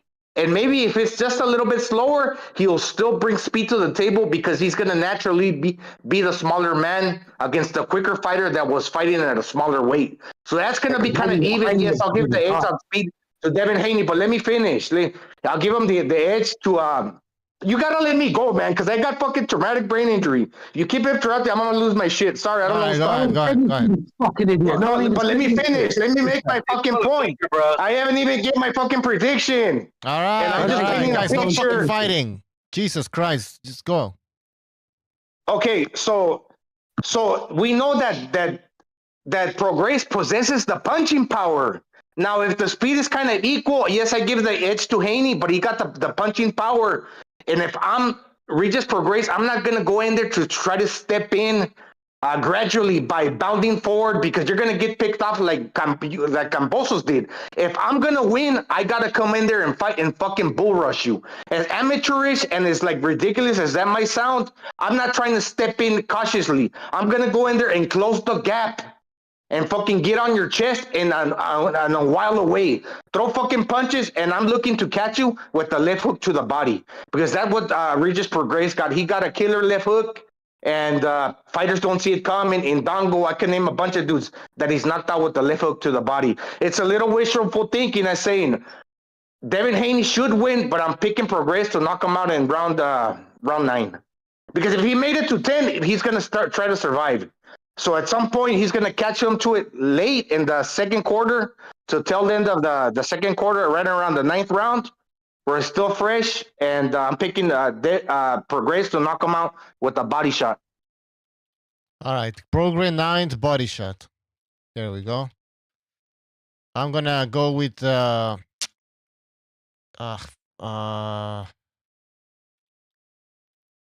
I'm going to go with Haney by decision. I'm going to go like what Jimmy said. I want Prograis to win. Don't get me wrong, but I just think that, Prograis, his footwork is not that good. And he crosses his legs. He steps in too hard sometimes. And I think Haney is good enough to just, move around and win. And the referee is going to help for sure. But anyways, I hope he gets knocked out. Larry Liston in the chat says, why speak Bucho? Exactly. I'm going with but trust me, I want Prograis. I want to be wrong. I want to be 100% wrong. Yeah. But yeah, go ahead, Gonzalo. That is a wise pick, Bucho, but that's what everybody expects. But no, I get you. You can't have it both ways. Guys, are you going with your feelings then? Everybody who picked Prograis by stoppage, I'm asking you guys. Like, are you going with your feelings? Because I always pick with my stomach, bro. Yeah. Okay, well, all right. He's much bigger and stronger than Lomachenko. Yeah, but he's stronger than Lomachenko. Okay, but I thought I know what's supposed to happen in the fight. You know what I mean? Like, it's not hard. You know what I'm saying? Like, fights are usually set up already with someone who's supposed to win. Like 95% of fights. But yeah, so there you have to give us the who you think is gonna win, not who you want to win. I'm not necessarily going with my feelings, and I get it. All right. Yeah, I'm not going with my feelings. I'm just saying this would. Yeah.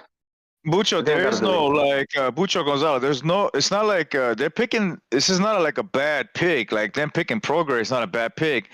It because I don't know how much this kid could handle.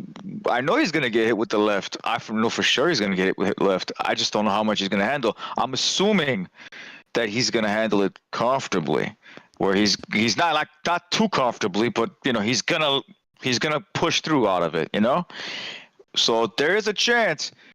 I can't say what kind of percentage, but it's a significant one where Prograis can put his lights out, and it's gonna come from the left. I don't think in a body shot. I think more of just a straight left or a left hook, and then maybe after that, the body shot will follow if he doesn't completely get dropped. Who knows? Probably that kind of stuff could happen. I don't know. We'll see. When was the last time? Yeah, go ahead. I was going to say the reason why I'm picking Prograis by knockout or TKO is because I think that's the only way he knows he can. Or is it based on? Yeah, I want that to happen too, but it could happen though. That's what I'm trying to say. Butcher, he did struggle. He struggles. He gets hit with big shots, big looping shots too. Against southpaws. Against southpaws. And he sucks against southpaws. I just think that when it comes to Prograis, that's going to be the hardest punching lefty he's fought. And if he catches him with something he doesn't see, he could knock him out. Somebody puts a gun to your head and says, who do you think is going to win? If you get it wrong, you die. Yeah, I would go. If a gun to my head, yeah. I would well, that's the whole point. That's the whole thing. So I need to change your prediction, to be honest. I'll leave your prediction. No. Wait. I was still going to say Prograis by knockout, bro. Are you putting a gun to my head right now? Is that what you're doing? Yes, I am. Somebody call the cops. I can see you. Somebody call the cops. Sniper. Somebody Man. call the cops. Sniper. I'm outside your window. No. If they put a gun to your head and they say, if you don't suck my dick, you're dead. Oh, what do you do? Well, that's the thing. This is not one of those type of. It's not as clear as day and night like that. It's not as clear as night and day like that. There is a certain danger factor because we know Haney's been hurt before. And he had a tough time. Maybe he learned how to fight southpaws better. Okay, I might give him that. I'm not totally sure. Recognize was speaking about that. He might have gained more experience.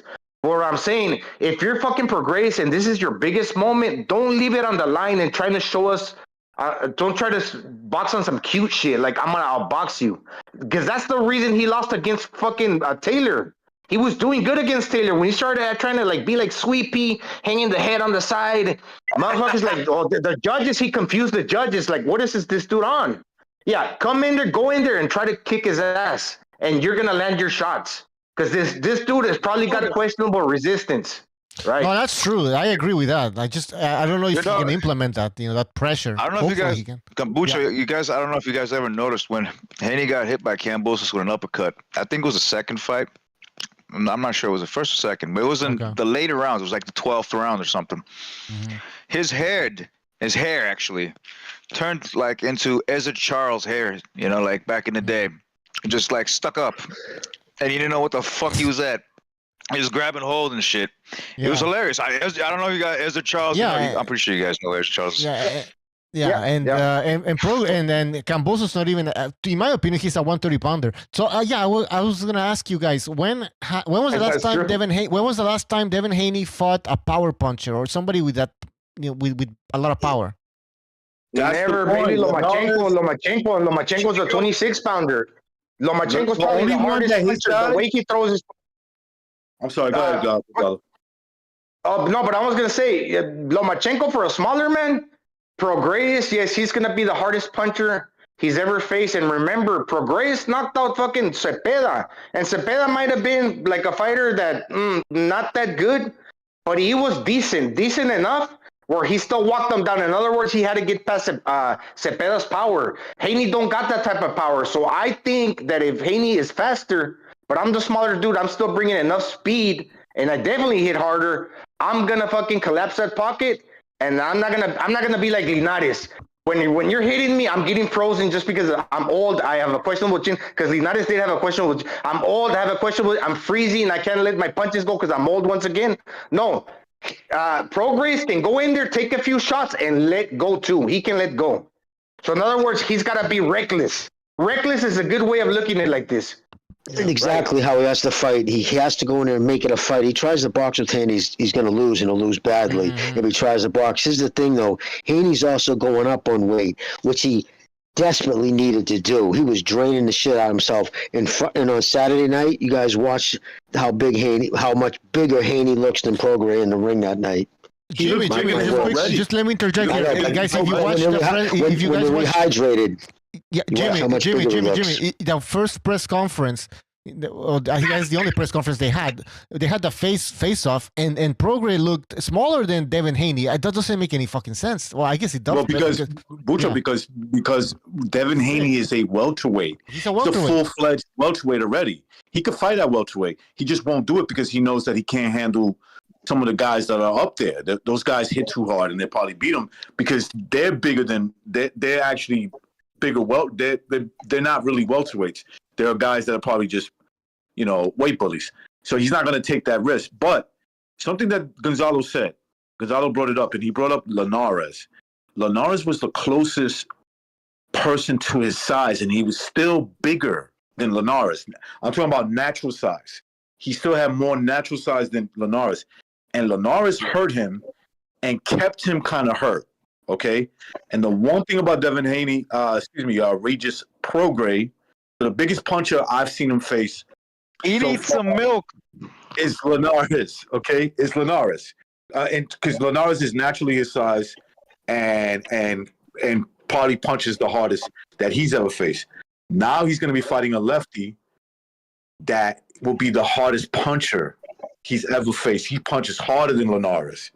The only question that I would have The only question that I would have for Regis Prograis is Devin Haney going to be stronger at 140 pounds because he has to cut less weight?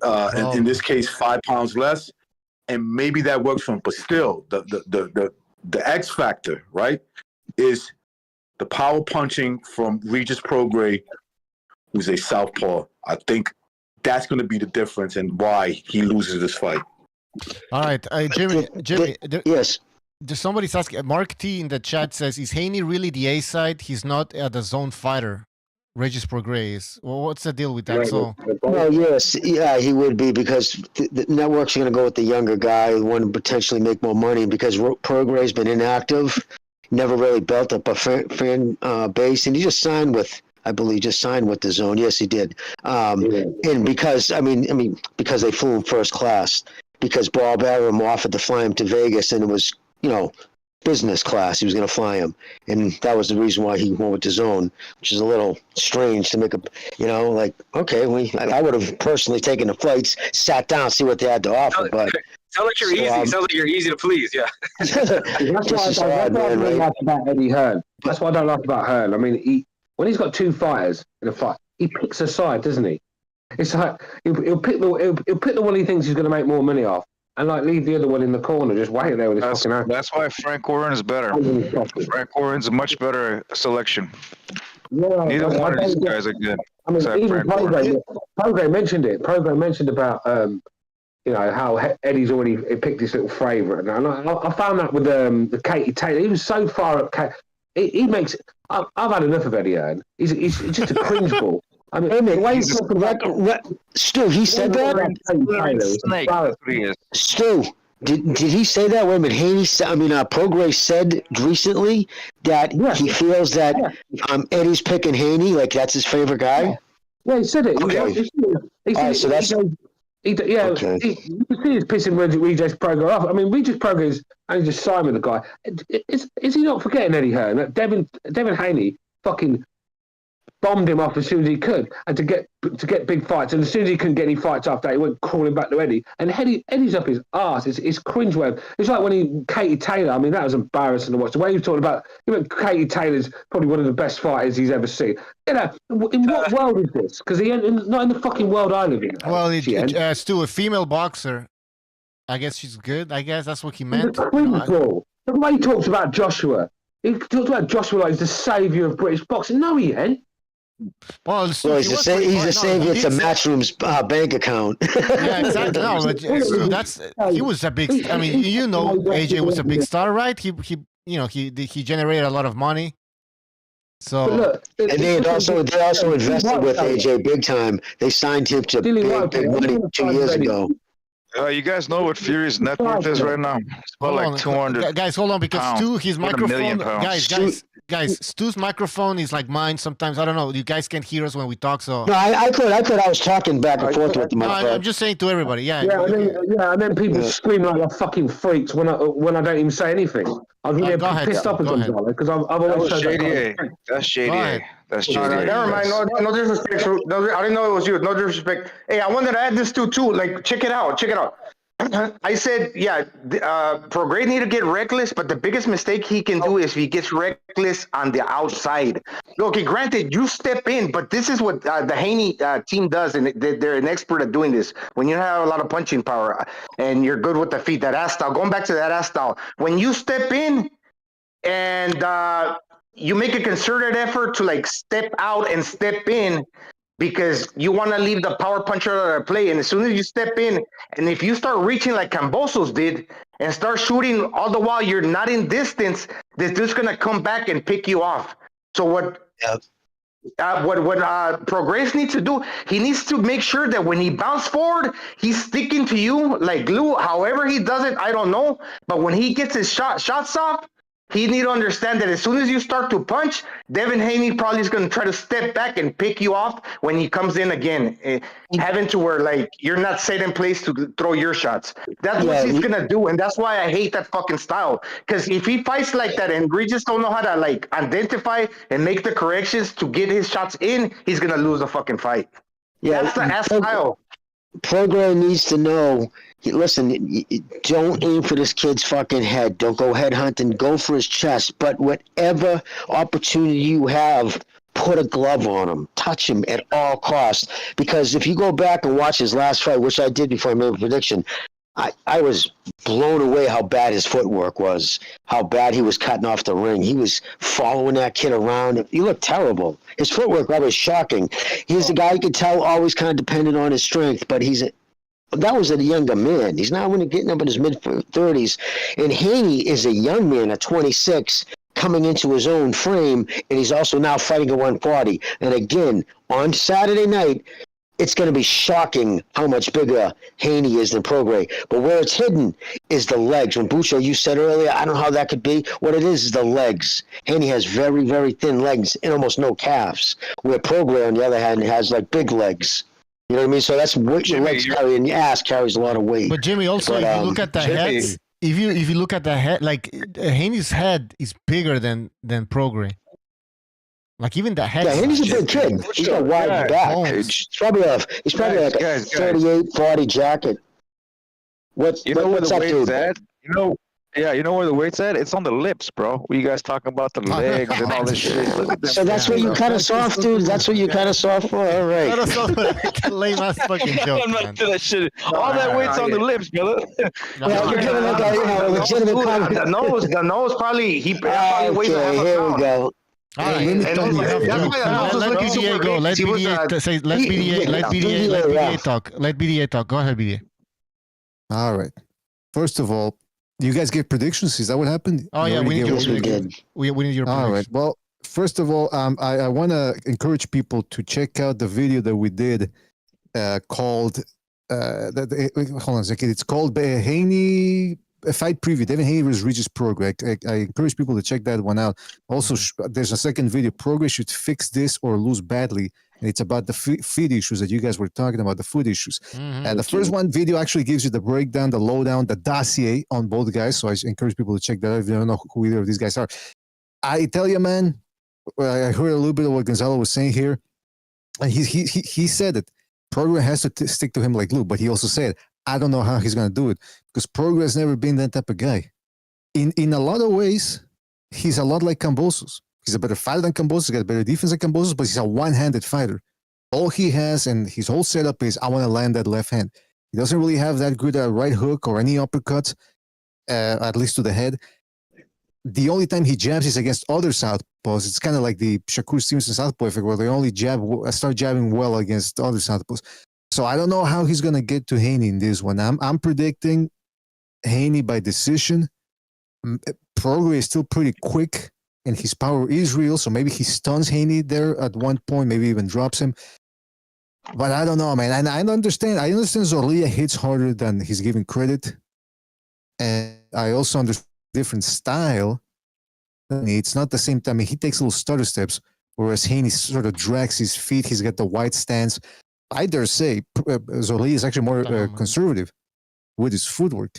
But be that as it may, a lot of the same factors that gave him trouble in Zorrilla are there from Haney. I think he's a little quicker than Prograis. He can hit with both hands, meaning he has a good jab, he's got a good straight right hand, good hook. I just think he's got a more varied offense.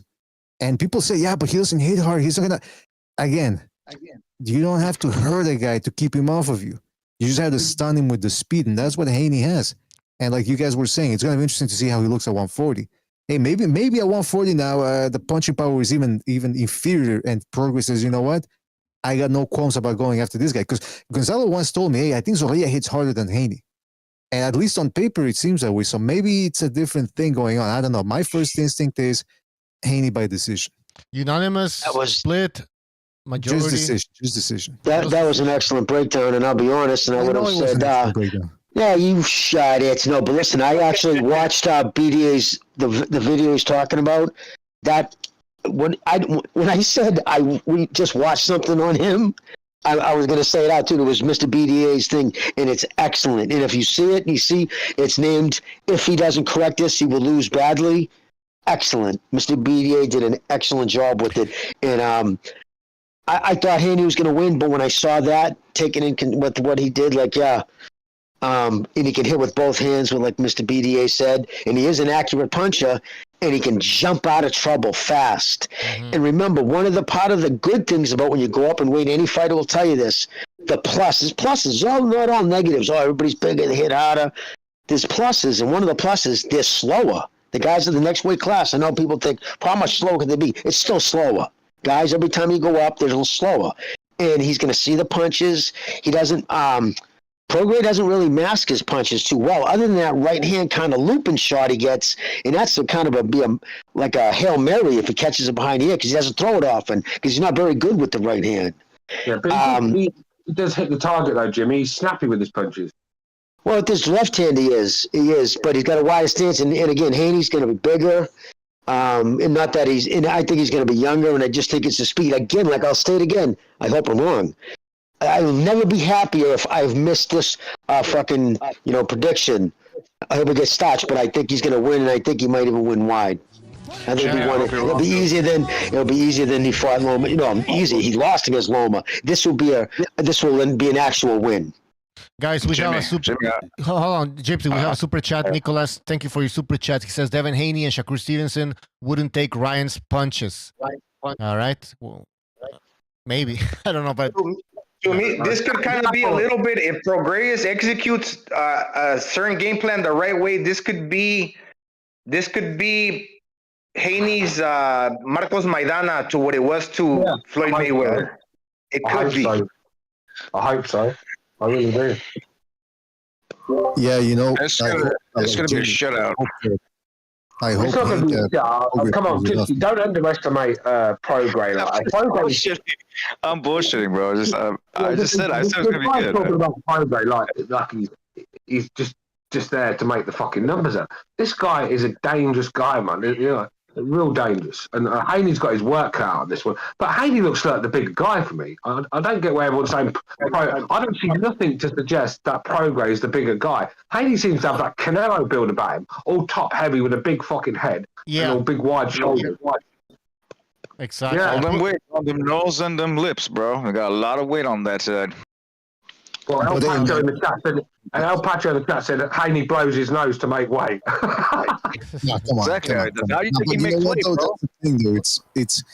That's the thing. It's Prograis just doesn't. He's never cut the distance against somebody. He's never had to chase a guy down. He doesn't know how to do it, man. And I don't know if he took up boxing late. He's one of those late starters, so the basics sort of escaped him because he was so physically talented and physically gifted, that he sort of skipped a lot of the basics. And now that he's slowing down and he's fighting a younger guy, I think those lack of fundamentals are going to hurt him. But hey, like Jimmy said, I hope I'm wrong, man. This is one decision where I'm thinking, you know what? I hope my decision is way off, man, because Haney and his father, they create narratives, they weave stories. People want to believe, they want to give him hope and magic. And it ruins the sport because they just create these narratives. Oh, everyone's avoiding us. Nobody wants to fight my son. Nobody wants to fight my son. Come on, man. He's just very unliked. He's very unliked, any BDA. I mean, when you speak to anyone in boxing, they just don't seem to like Devin Haney that much as a person. You know what I mean? It's just because he's a bitch. Twitter, if you go on Twitter, it's a different thing. If you go on Twitter, it's that people love him. In fact, Stu, if you look at the Shakur Stevenson versus Devin Haney, Tank Davis trifecta, the Afro-Anglos have actually turned on Shakur Stevenson, and the two guys that they support are Devin Haney and Tank Davis, which is, I don't know why they want. I mean, I understand Davis one, but Devin Haney. They probably focus on Tank right now. And he's a pro, like Mr. compared to Shakur.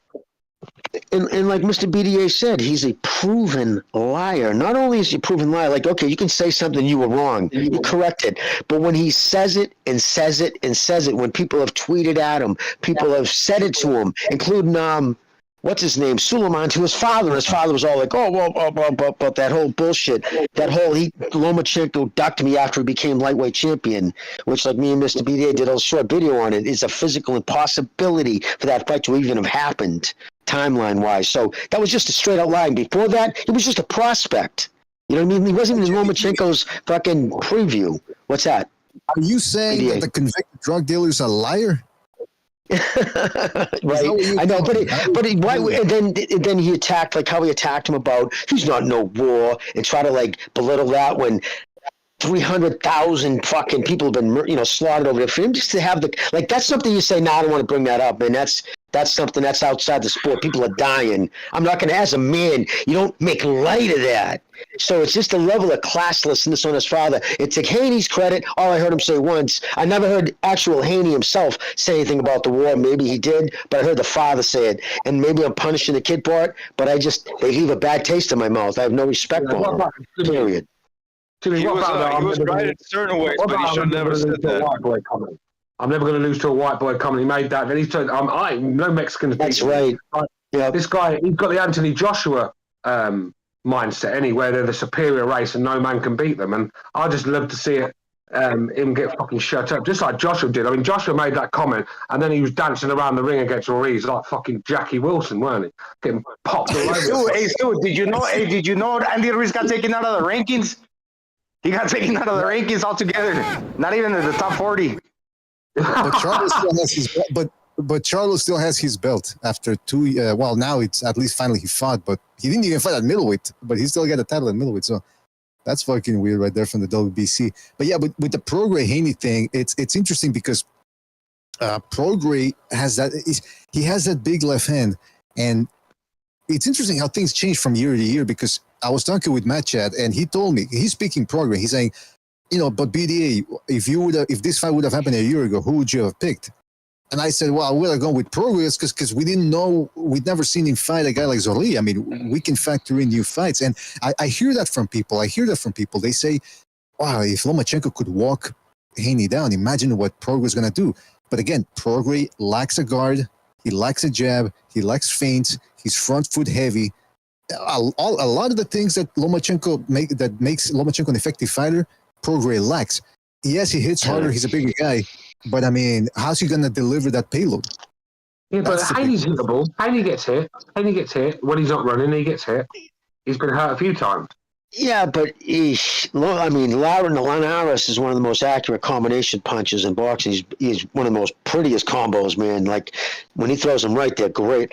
But to BDA's point, this kid didn't start fighting until 17 years old.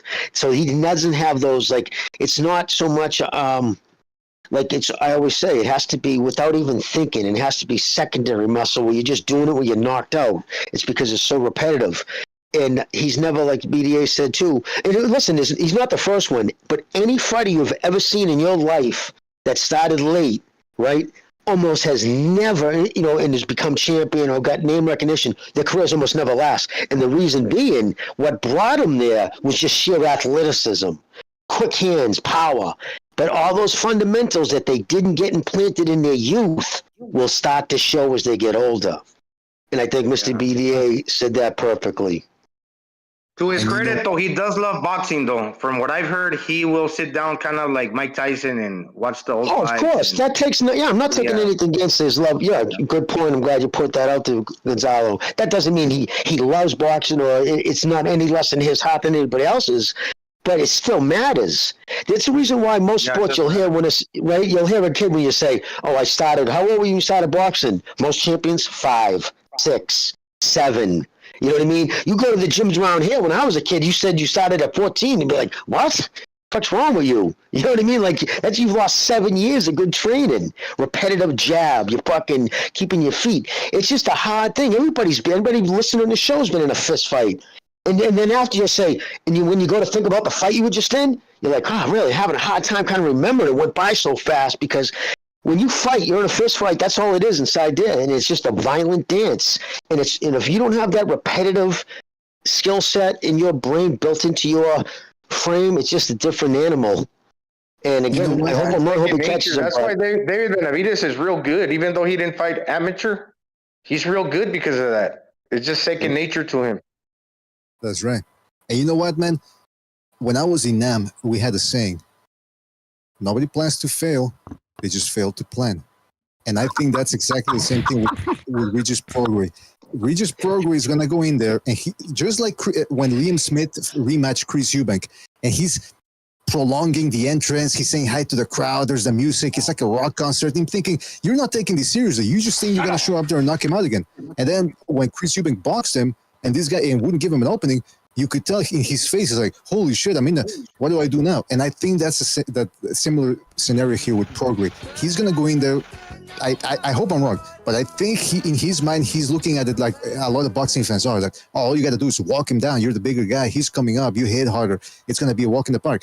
And you're going to see Prograis flailing at the wind, off balance, no jabs, and it's going to be frustrating. I hope I'm wrong, but I see that being a frustrating fight where people are going, throw a fucking shot, do something, but he can't do it. It's not that he doesn't want to, it's just that he can't do it. He doesn't have to BDA, two things.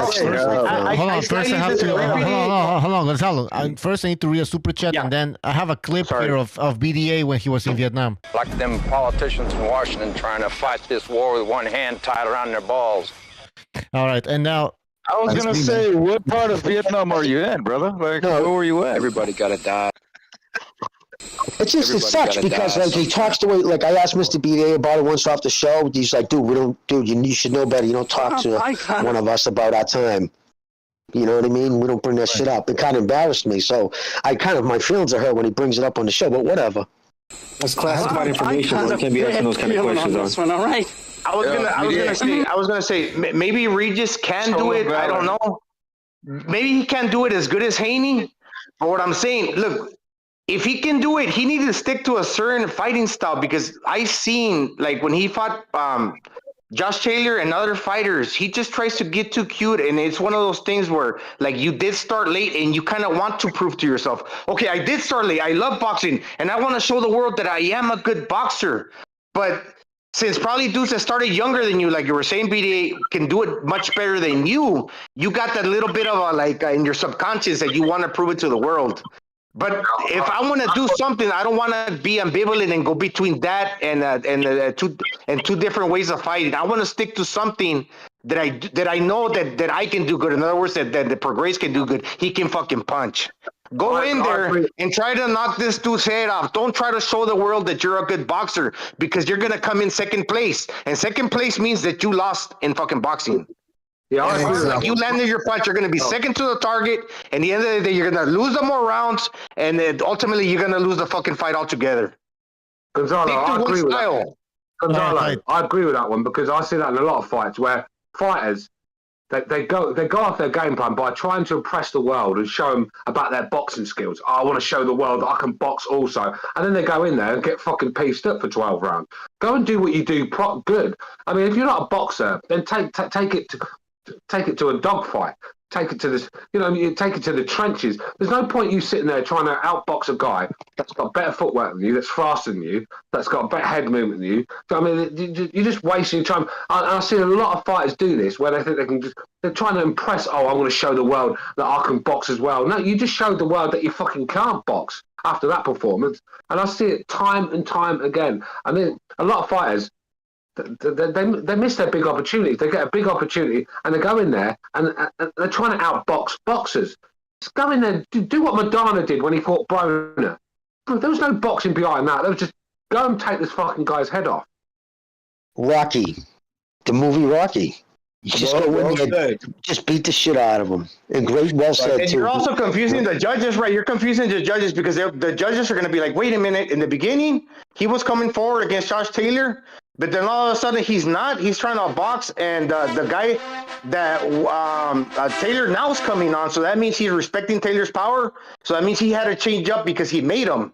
So sometimes you think that you're changing because you want to show different ways of doing it, but your different way of doing it is telling the judges that you're losing, and he's having you to revert to something else.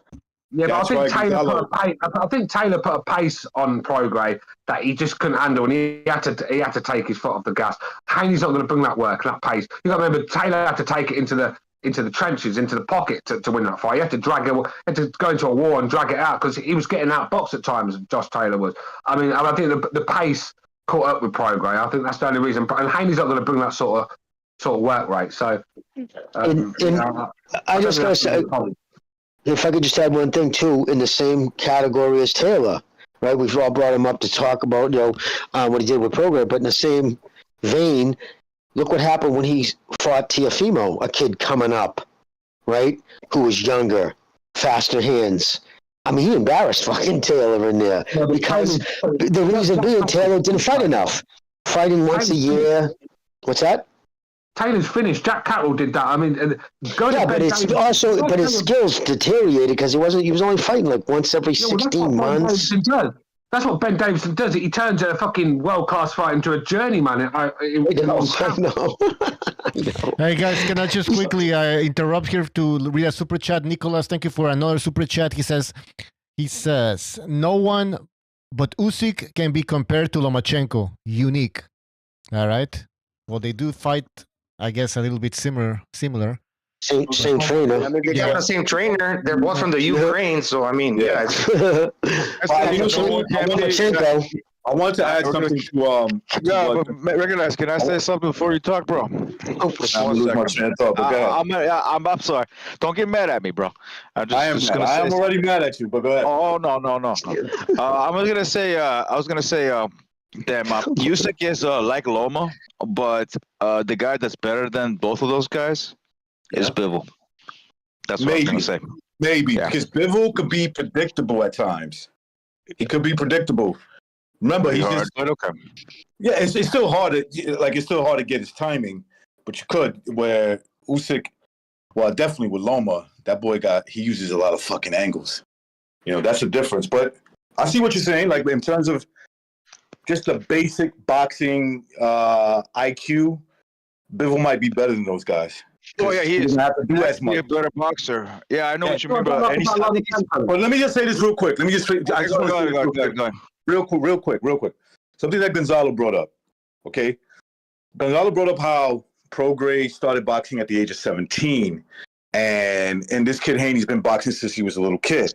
But I'm gonna tell you something. Sometimes that can work for the guy who started later, and I'm gonna tell you why. Because the guy who started later, a lot of times he has to fight the boxer. Okay? What happens when you fight a boxer? You give him pressure.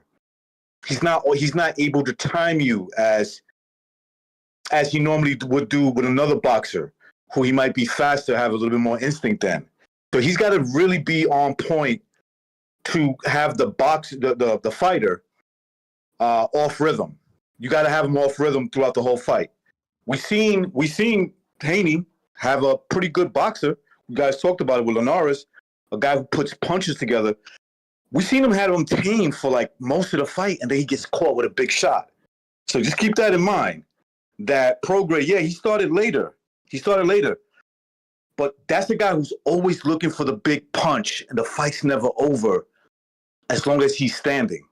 And that's the danger that a guy like Haney, who started boxing as a kid, and he's just a boxer, he's dedicated to outboxing you, is that he's always in danger, especially now that he's going to be fighting a bigger punch, the biggest puncher he's probably ever faced. And I just wanted to add to that when Gonzalo was talking about. That's a great point. That's a great point, Recognize.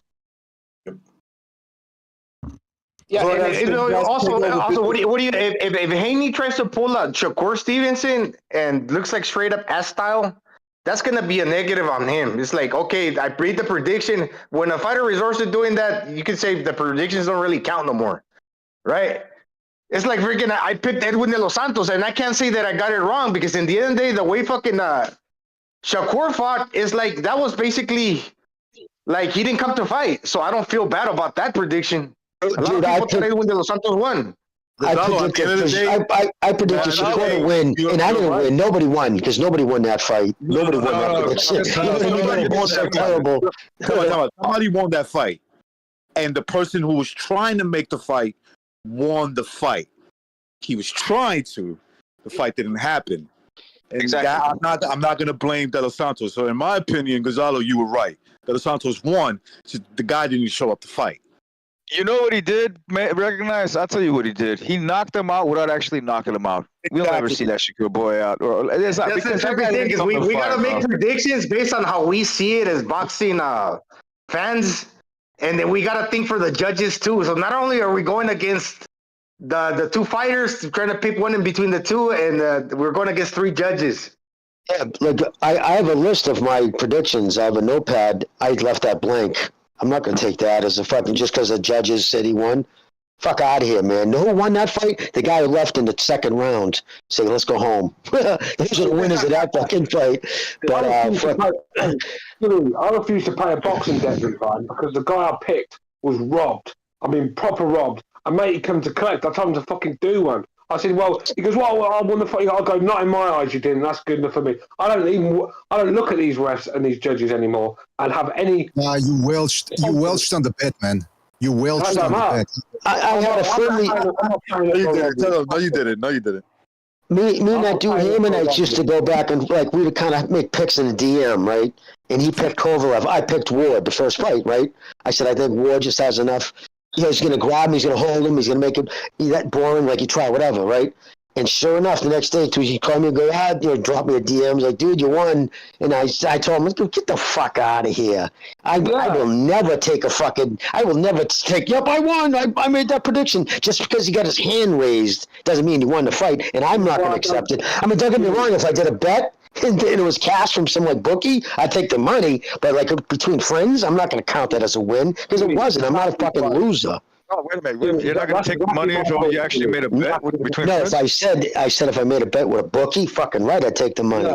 Because he would not take it, put it that way, if the judges won. If I lost to the judges. With your friends, yeah, as a friend, no. If between like a friendly wager, like, who do you got? I got him. No, I'm not going to say I got that in my column. Like if we were counting, no. No. That bet, though. I mean, if I lost that or won that, I'll still and I wouldn't take and I wouldn't even take the money. I wouldn't. Between friends, no. Hey, I'm exactly the same, bro. At the end of the day, like between two friends, I can't sit there and pay something that I know that didn't happen. I don't give a fuck if some fat white bald man said on the cards that it did happen. It didn't happen. Everyone in the world knows it didn't happen. Yet he's coming to collect. I told him to fucking do one. Yeah, it's like the people call in the show and say, "Oh, whatever, 81." Go to Boxrec. Like, yeah, there you go. Okay. Yeah, Haney won. No, he didn't. And he knows he didn't win that fight. He put Lomachenko as all-time great on his list. He had a tear going on over there. Yeah, but he also tweeted out a picture of him crying, like, try to fucking dog him and shit. Just did, like, classless shit.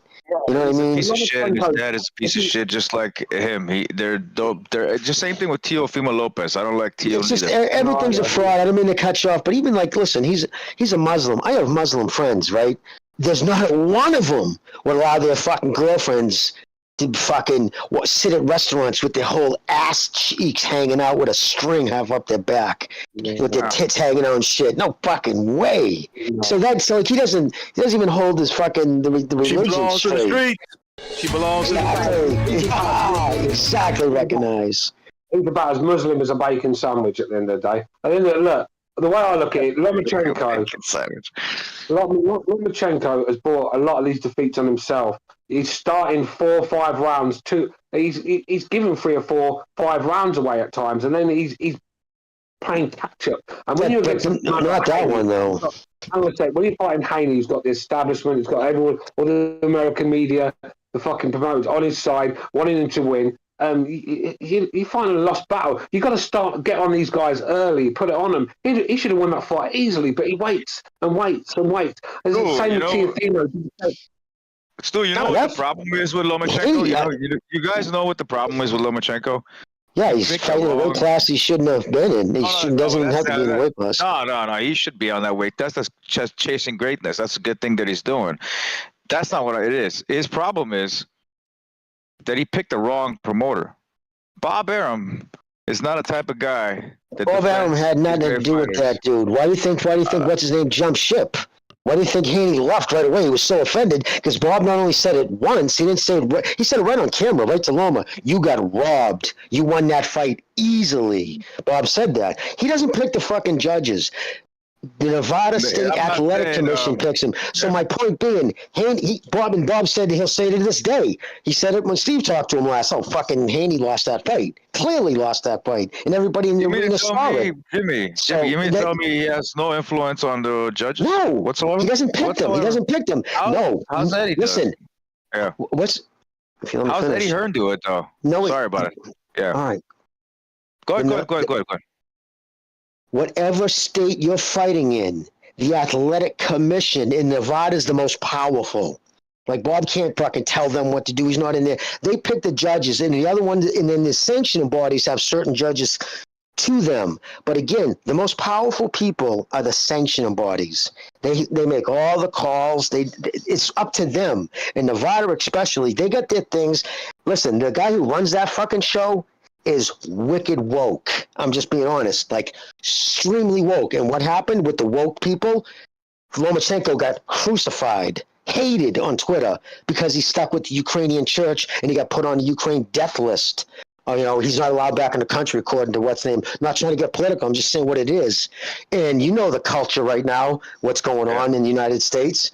They, like you guys say it all the time, man. If the black man's going to win, he just is. So you take that and the fact that Lomachenko's a Ukrainian who's up against Zelensky, who's the fucking darling of the mainstream media, and you got a woke guy running in the Nevada South Commission. I'm just telling you, I wouldn't be surprised if he told the judges, unless that kid really wins, don't give it to that fuck. He's fucking on the fucking, he's on, being an idiot, doesn't know really what's going on, but say something like he's on the fucking Putin side, which wasn't the case. He was just part of he just was loyal. He was loyal to the Ukrainian Christian Church, which is ties to Russia. But I gotta disagree. I do believe that promoters play a factor with the refs, bro. Like I genuinely see that. In what way? In what way? No, explain it. Yeah, explain it. Just say it. Just say it. Yeah. So you're coming down to bribes. But you see what I'm saying, dude? You're going to bribes. And I'm not saying it doesn't happen. I'm not an idiot. But I'm saying there's certain things that just happen. When you're the commissioner, when these referees and these judges come into the office and sit down and drink coffee with and get their feet up, and you're talking to them, and you're the one who picks. So you want to make the commission happy. And you know who the commission wants to win. And a lot of times, this is what sucks Canelo, the reason why he gets him, he brings in obscene money into the casino, into the whole area, dude. Restaurants and fucking car rentals. Didn't him and Mayweather, I'm sorry to cut you off, but didn't him and Mayweather, like when Mayweather was the A side and he was fighting all those fights in Vegas, same thing with Canelo, didn't they like fucking boost up the economy by like hundreds of millions of dollars? You're talking MGM, dude. You're 100% right. Floyd Mayweather owned Vegas. When he was on top, he brought in so much money. And Vegas, like, you used to walk in MGM Grand, and it was littered with fucking Floyd Mayweather shit, paraphernalia everywhere. To the point when they took it down, Floyd Mayweather threw a fucking hissy fit, supposedly kicked something over. I don't know what he kicked over, but he lost his mind, went out of there screaming. And it's like, dude, you've been retired for almost 2 years. You know what I'm saying? But because he was going to fight Conor again, they thought he should have put it all up, and it wasn't the case. But so there's the commission who has the power with the judges. Yeah, Jimmy, what was I going to say was Bob Arum's decision of bribing is also not his own. Like, it's not beneficial to him to fuck over Loma. It's actually what Al Heyman wants, and he follows through. That's what I believe. That's what I'm seeing with the Pacquiao shit that happened with Timothy Bradley and a bunch of other fucking fights that Pacquiao got the wrong end of the stick. You know what I mean? And then Lomachenko. Pacquiao, again, a black man got the decision in the U.S. I will favor Al Heyman. That's not going to favor Bob Arum. I can barely hear you, Stu. That's why if it seemed like I was talking over you, dude, I can barely hear you.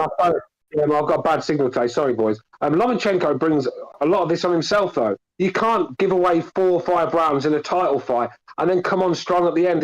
When you're in there with world-class fighters, they're going to nick a couple rounds here and there. And then you're fighting an African-American in America. They're going to give him rounds just for fucking surviving. I mean, look, he brought a lot of that on himself. I know there's a bit of corruption going on, don't get me wrong, but Lomachenko, he should have took that out of the judge's hands, but he never did. He gave 4 rounds away in both of them fights. I mean, what's wrong with Haney?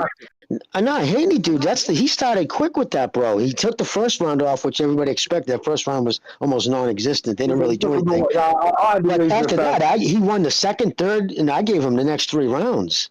I thought he started quicker than he normally does. Like, he was throwing in the second round, he caught him with a combination, like fucking dazed him. Remember at the end of the second round, everybody was like, Haney was landing a lot of body shots. So, they were close rounds. But like I said, if they're close rounds, Jimmy, they're giving them to the American fight. We all know that. But I'm saying Lomachenko, it could have been an easy night's work for him. Not easy, but he could have put so much work onto Haney that they had to give him the rounds. But he's trying to box his way in, will find a pace like Canelo does, trying to find a pace, give a few rounds away. But you can't do that when you're Ukrainian fighting Americans in America. Well, and like, no, I've got no sympathy for some of them defeats. I just don't have no sympathy. I think he brought them defeats on himself. I really do. But dude, listen, the Teofimo, yes, because of his shoulder, whatever the excuse is, yes, absolutely could. He wasn't using it, but not Haney, dude, because that one he started fast. The commentators you were talking about, I've never seen him start this fast because he knew he had to. But here's the thing: the reason why he couldn't jump in recklessly, though, at times, is because he was so much physically smaller than Haney. I mean, he's 36. The other kid's 25. He's got like 6-inch reach on him, and he's lightning fast. So this little Ukrainian guy had to do angles, but when he did cross the line, his punches were so much more accurate. And if you watch it in slow motion, there was so many he hit so many more, like Shakur said it. I mean, when they asked him at the end of the fight, who do you think won the fight? He didn't even hesitate. He goes, fucking Lomachenko, easily. He pushed the pace. He fucking clearly hit the more fucking, but people not getting what I'm saying in the chat, though. People not getting what I'm saying in the chat. They're saying, he did start late. But when you look at the work Loma did early on and then compare it to the work he did later on, when he knew he was behind on the cards, he put the pressure on. They were clear rounds for Lomachenko. But the other rounds, they weren't clear rounds. I think his head was tired by then.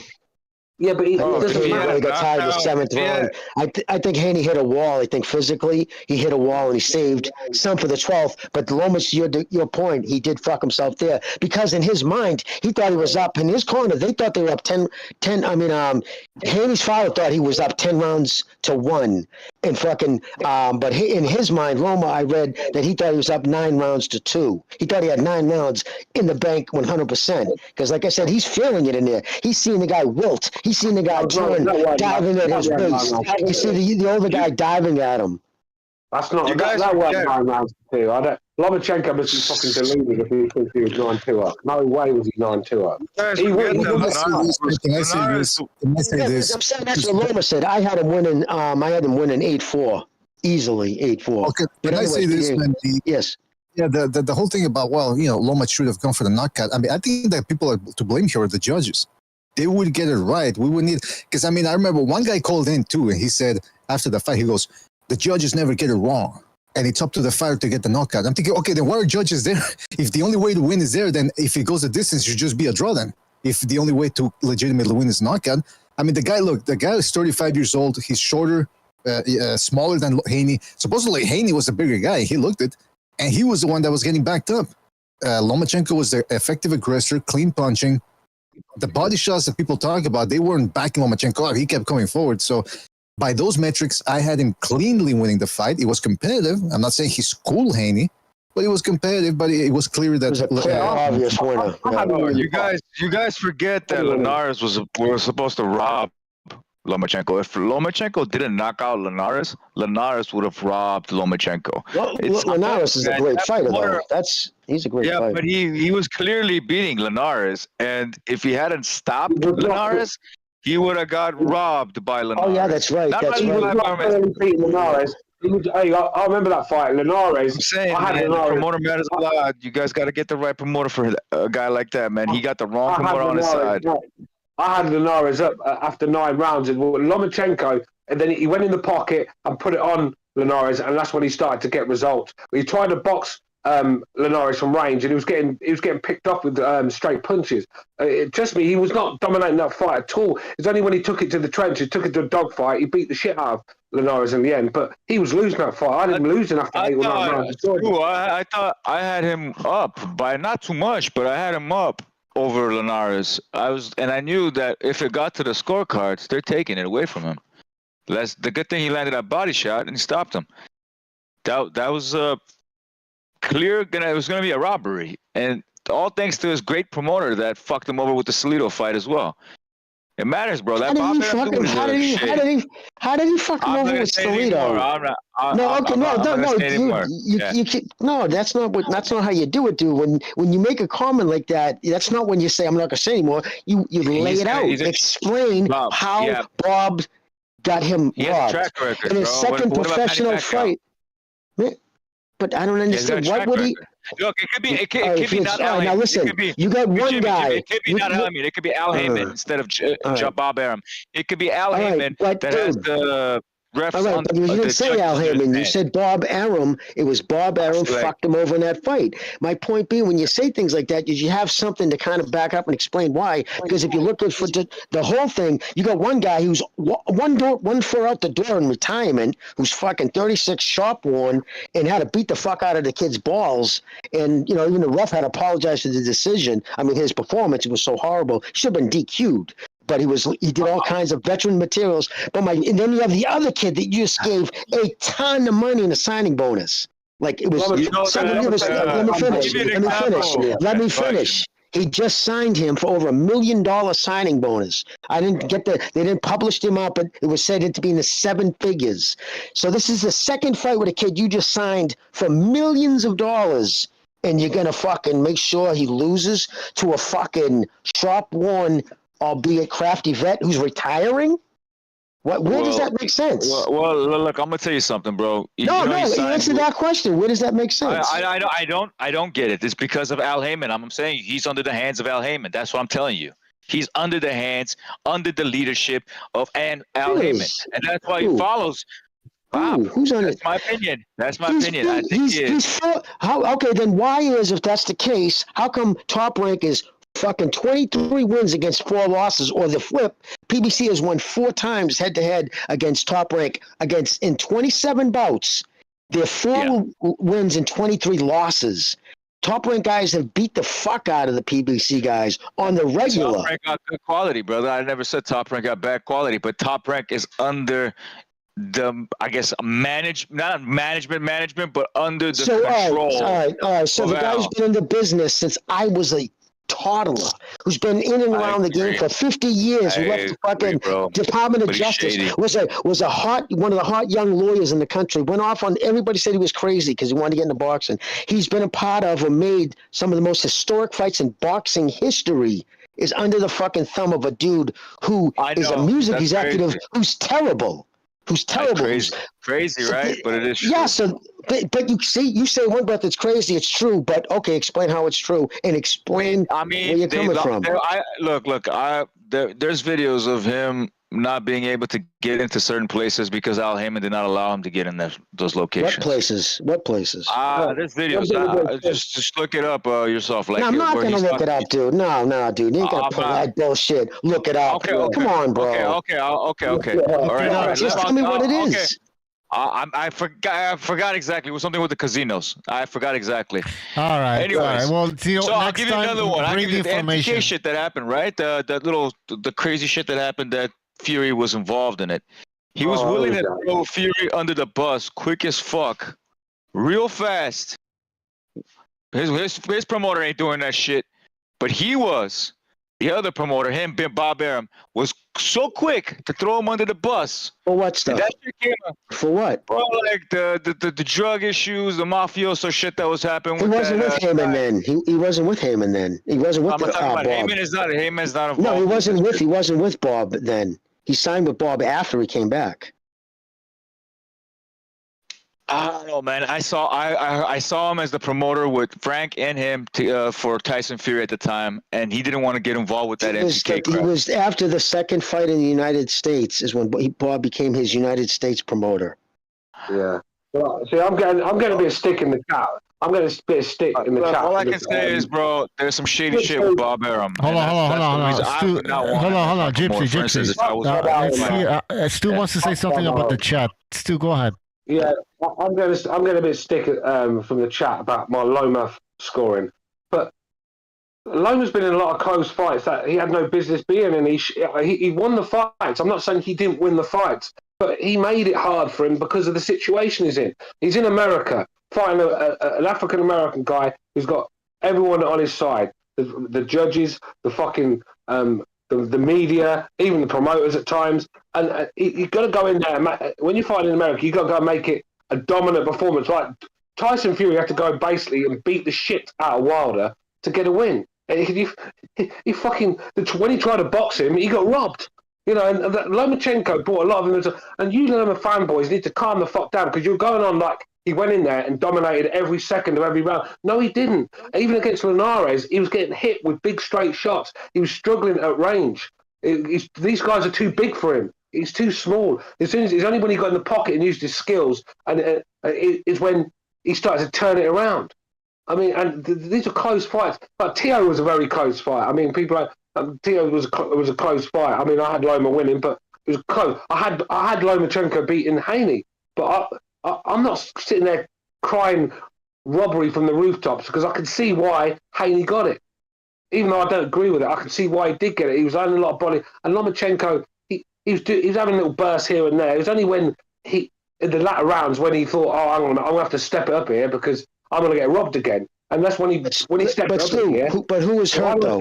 Just 1 second. When he stepped up a gear, then he was too much for Haney. But my problem with Lomachenko is he should have stepped up that gear from the start and we wouldn't be having this conversation. He lets these fighters get into the fight. But who was hurt in the fight, though? It was Haney who was actually affected by the punches. At no time did Loma look hurt, look dazed. Those body punches weren't affecting him. Lomachenko won the fight, but no, I know you're saying that. No, I know you're saying that, but I'm saying I thought he was like throwing big combinations. He hurt him, but you see what Haney did every time? Fucking literally dive at his waist. It was disgusting. It's like fucking why? How are they allowing that? It was it was terrible. They were giving too much credit to the body punching. Usually, body punches they're a means to an end. You want to throw body shots all the time, but particularly in the beginning of the fight, because that's the means to an end to break an opponent down. But when you're not doing it early, but then you're doing it later, and the judges are going buck wild. I could imagine them. He's going to the body snatcher. Then ultimately, the guy that's really finishing stronger is Lomachenko. So you didn't break him down to the body. Okay, I'll give him the 12th round, but the 10th and the 11th, the championship rounds, Lomachenko won those. So he actually finished closer. The body punches weren't taking that much out of Lomachenko for people to say that. Because a lot of times, body punching, they don't even count those. You fanboys can call it what you like in the chat. The fact is, your boy's had 20 fights. He's lost fucking 3 or 4, and he's done. And it's his own fault. I mean, he's lost fights he had no business losing, but he lost them at the end of the day. And I don't. There's only a couple of them.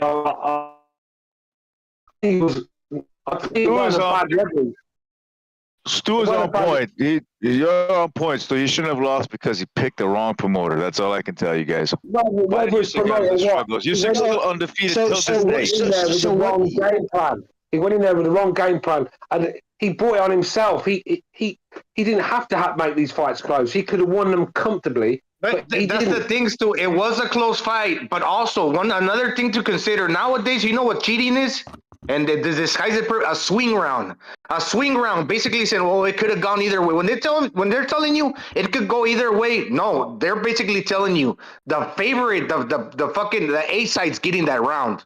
So it ain't the round ain't swinging 2 ways. It's only going 1 way all the time. Whether they say that.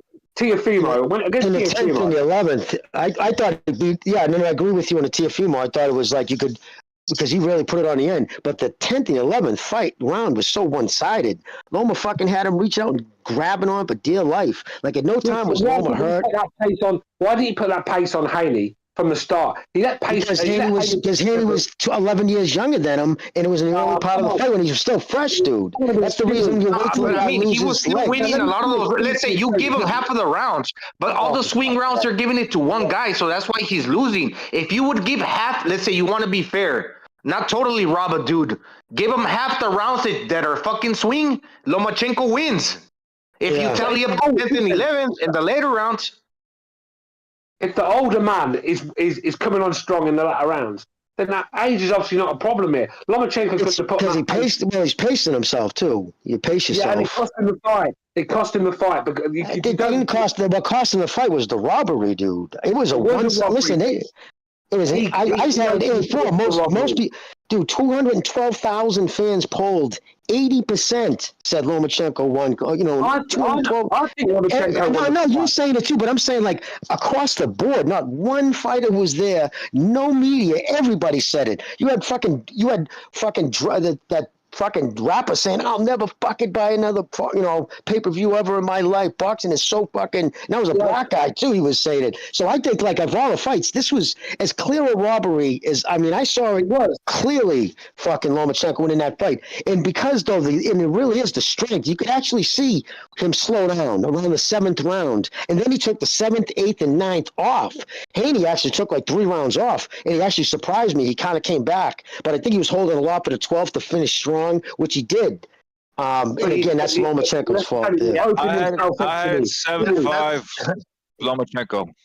Jimmy, that's what I'm saying. Like, if you give Haney the first 4 rounds, if you just give him the benefit of the doubt, because we're gonna call those swing, but you didn't even give one to Lomachenko, those quote unquote swing rounds. Yeah, Haney wins. But why are they fucking? That's the perfect disguise to rob a motherfucker. But I'm with you on this one. I had it 8-4. That was 8-4 Lomachenko. I thought he won. 8-4, 7-5, somewhere around that area. 7-5. He clearly won that fight. Now, the one thing I would say was, Stu, there was one round, and that was the last round. I did not understand what Lomachenko was doing there. He took that round. I don't want to say he took it off, but he wasn't like the way he was in the past previous 3. And I was like, did he get tired? What happened? Did you think you were really? I mean, did you trust the judges to be scoring this fight the right way? You get what I'm saying? Of course he did. And I think it also And well, I also think it has more, and it has a lot to do with, like, Haney doesn't have one-shot knockout power, but he's not feather-fisted like people think. Like, he hurts you enough where I think at one point Loma tasted his power and probably figured in his head, I'm so comfortably ahead in this fight that, I've pushed the pace. I'm the little guy. You get, like, as a judge, you'd be like, okay, the little dude with the shorter thing is in there pushing the pace. This whole fight had Haney uncomfortable. Haney was never leading that fight. And so the fact that you go into the last round, and again, I'm not saying he did the right thing, and I was pissed at the time that he did it, but in his head, he thought he was winning 9-2. So I will punch back, I will exchange, but I'm not going to put myself in a position to get clipped, and even for a flash knockdown. That could fucking, so I'm just saying, I think that's what his mindset is, why I'm saying he did that. Not saying it was right. He opens himself up to these bad decisions. He's not got things on his side. This is the point people are not getting. People think, I think Lomachenko didn't deserve to win the fight. I'm not saying that. He won the fight. But he opened himself up for these things to happen. If he thought he was 9-2 up, then he's fucking deluded. Because at the end of the day, some of them were close rounds. I mean, some of them were. Not all. Sorry to cut you off. Bro. You guys realize this guy's I mean, you guys are talking. I didn't talk for this entire time. I'm just listening. So I got one thing to say. I got one thing to say, brother. Like, you guys realize this is similar to Pacquiao and with Bob Arum, and now with Lomachenko. It's very similar. I mean, I'm not here. Gypsy. Here's what I'm saying. Listen. What happened to you? You're 6 undefeated. Yeah. No. What I'm saying is this: that what Stu was saying is true, but here's the problem with that. He's right. Like, if you're Lomachenko, you cannot afford to be thinking about anything other than destruction. I said the same thing. I was mad that he did it. Jimmy's right. Jimmy's right. He clearly won that fight. And here's another thing that I'll add to that. That is unfair to say, I need you to dominate. You have to be excellent for 12 rounds and not have and not have a moment of being a fucking mortal in a fight where you're going up against another professional athlete. It's an unfair, unrealistic standard for the other fighter. Which goes to show you that even little old Lomachenko is actually way better than Devin, the young man fighting guys much smaller than him, Haney. All right? He's actually way better than him. Lomachenko. All right, guys. We got at the end of the day, these people are going to want. At the end of the day, we got to end the show. It's been almost 4 hours. One more thing. At the end of the day, just one last thing. They're gonna push. They're gonna want to give us the four kings, supposedly the four kings, Teofimo, Haney, Ryan, and fucking Tank. That's what they wanted all along. I was going to ask you guys one question. One last question, Bucho. Can I get one last one? Which one of you guys is going to celebrate Hanukkah this month? All right. We're going to go. Thanks for being on the show. I am. Thanks for being on the show, guys. All right, guys, in the chat, thank you for listening. Hit the like button, please. If you enjoyed the show, please hit the like. And we'll have another show probably, I don't know, tomorrow, Thursday. And then for sure, we're having the Open Lines Friday show, all right? So, having said that, enjoy the rest of the night, people.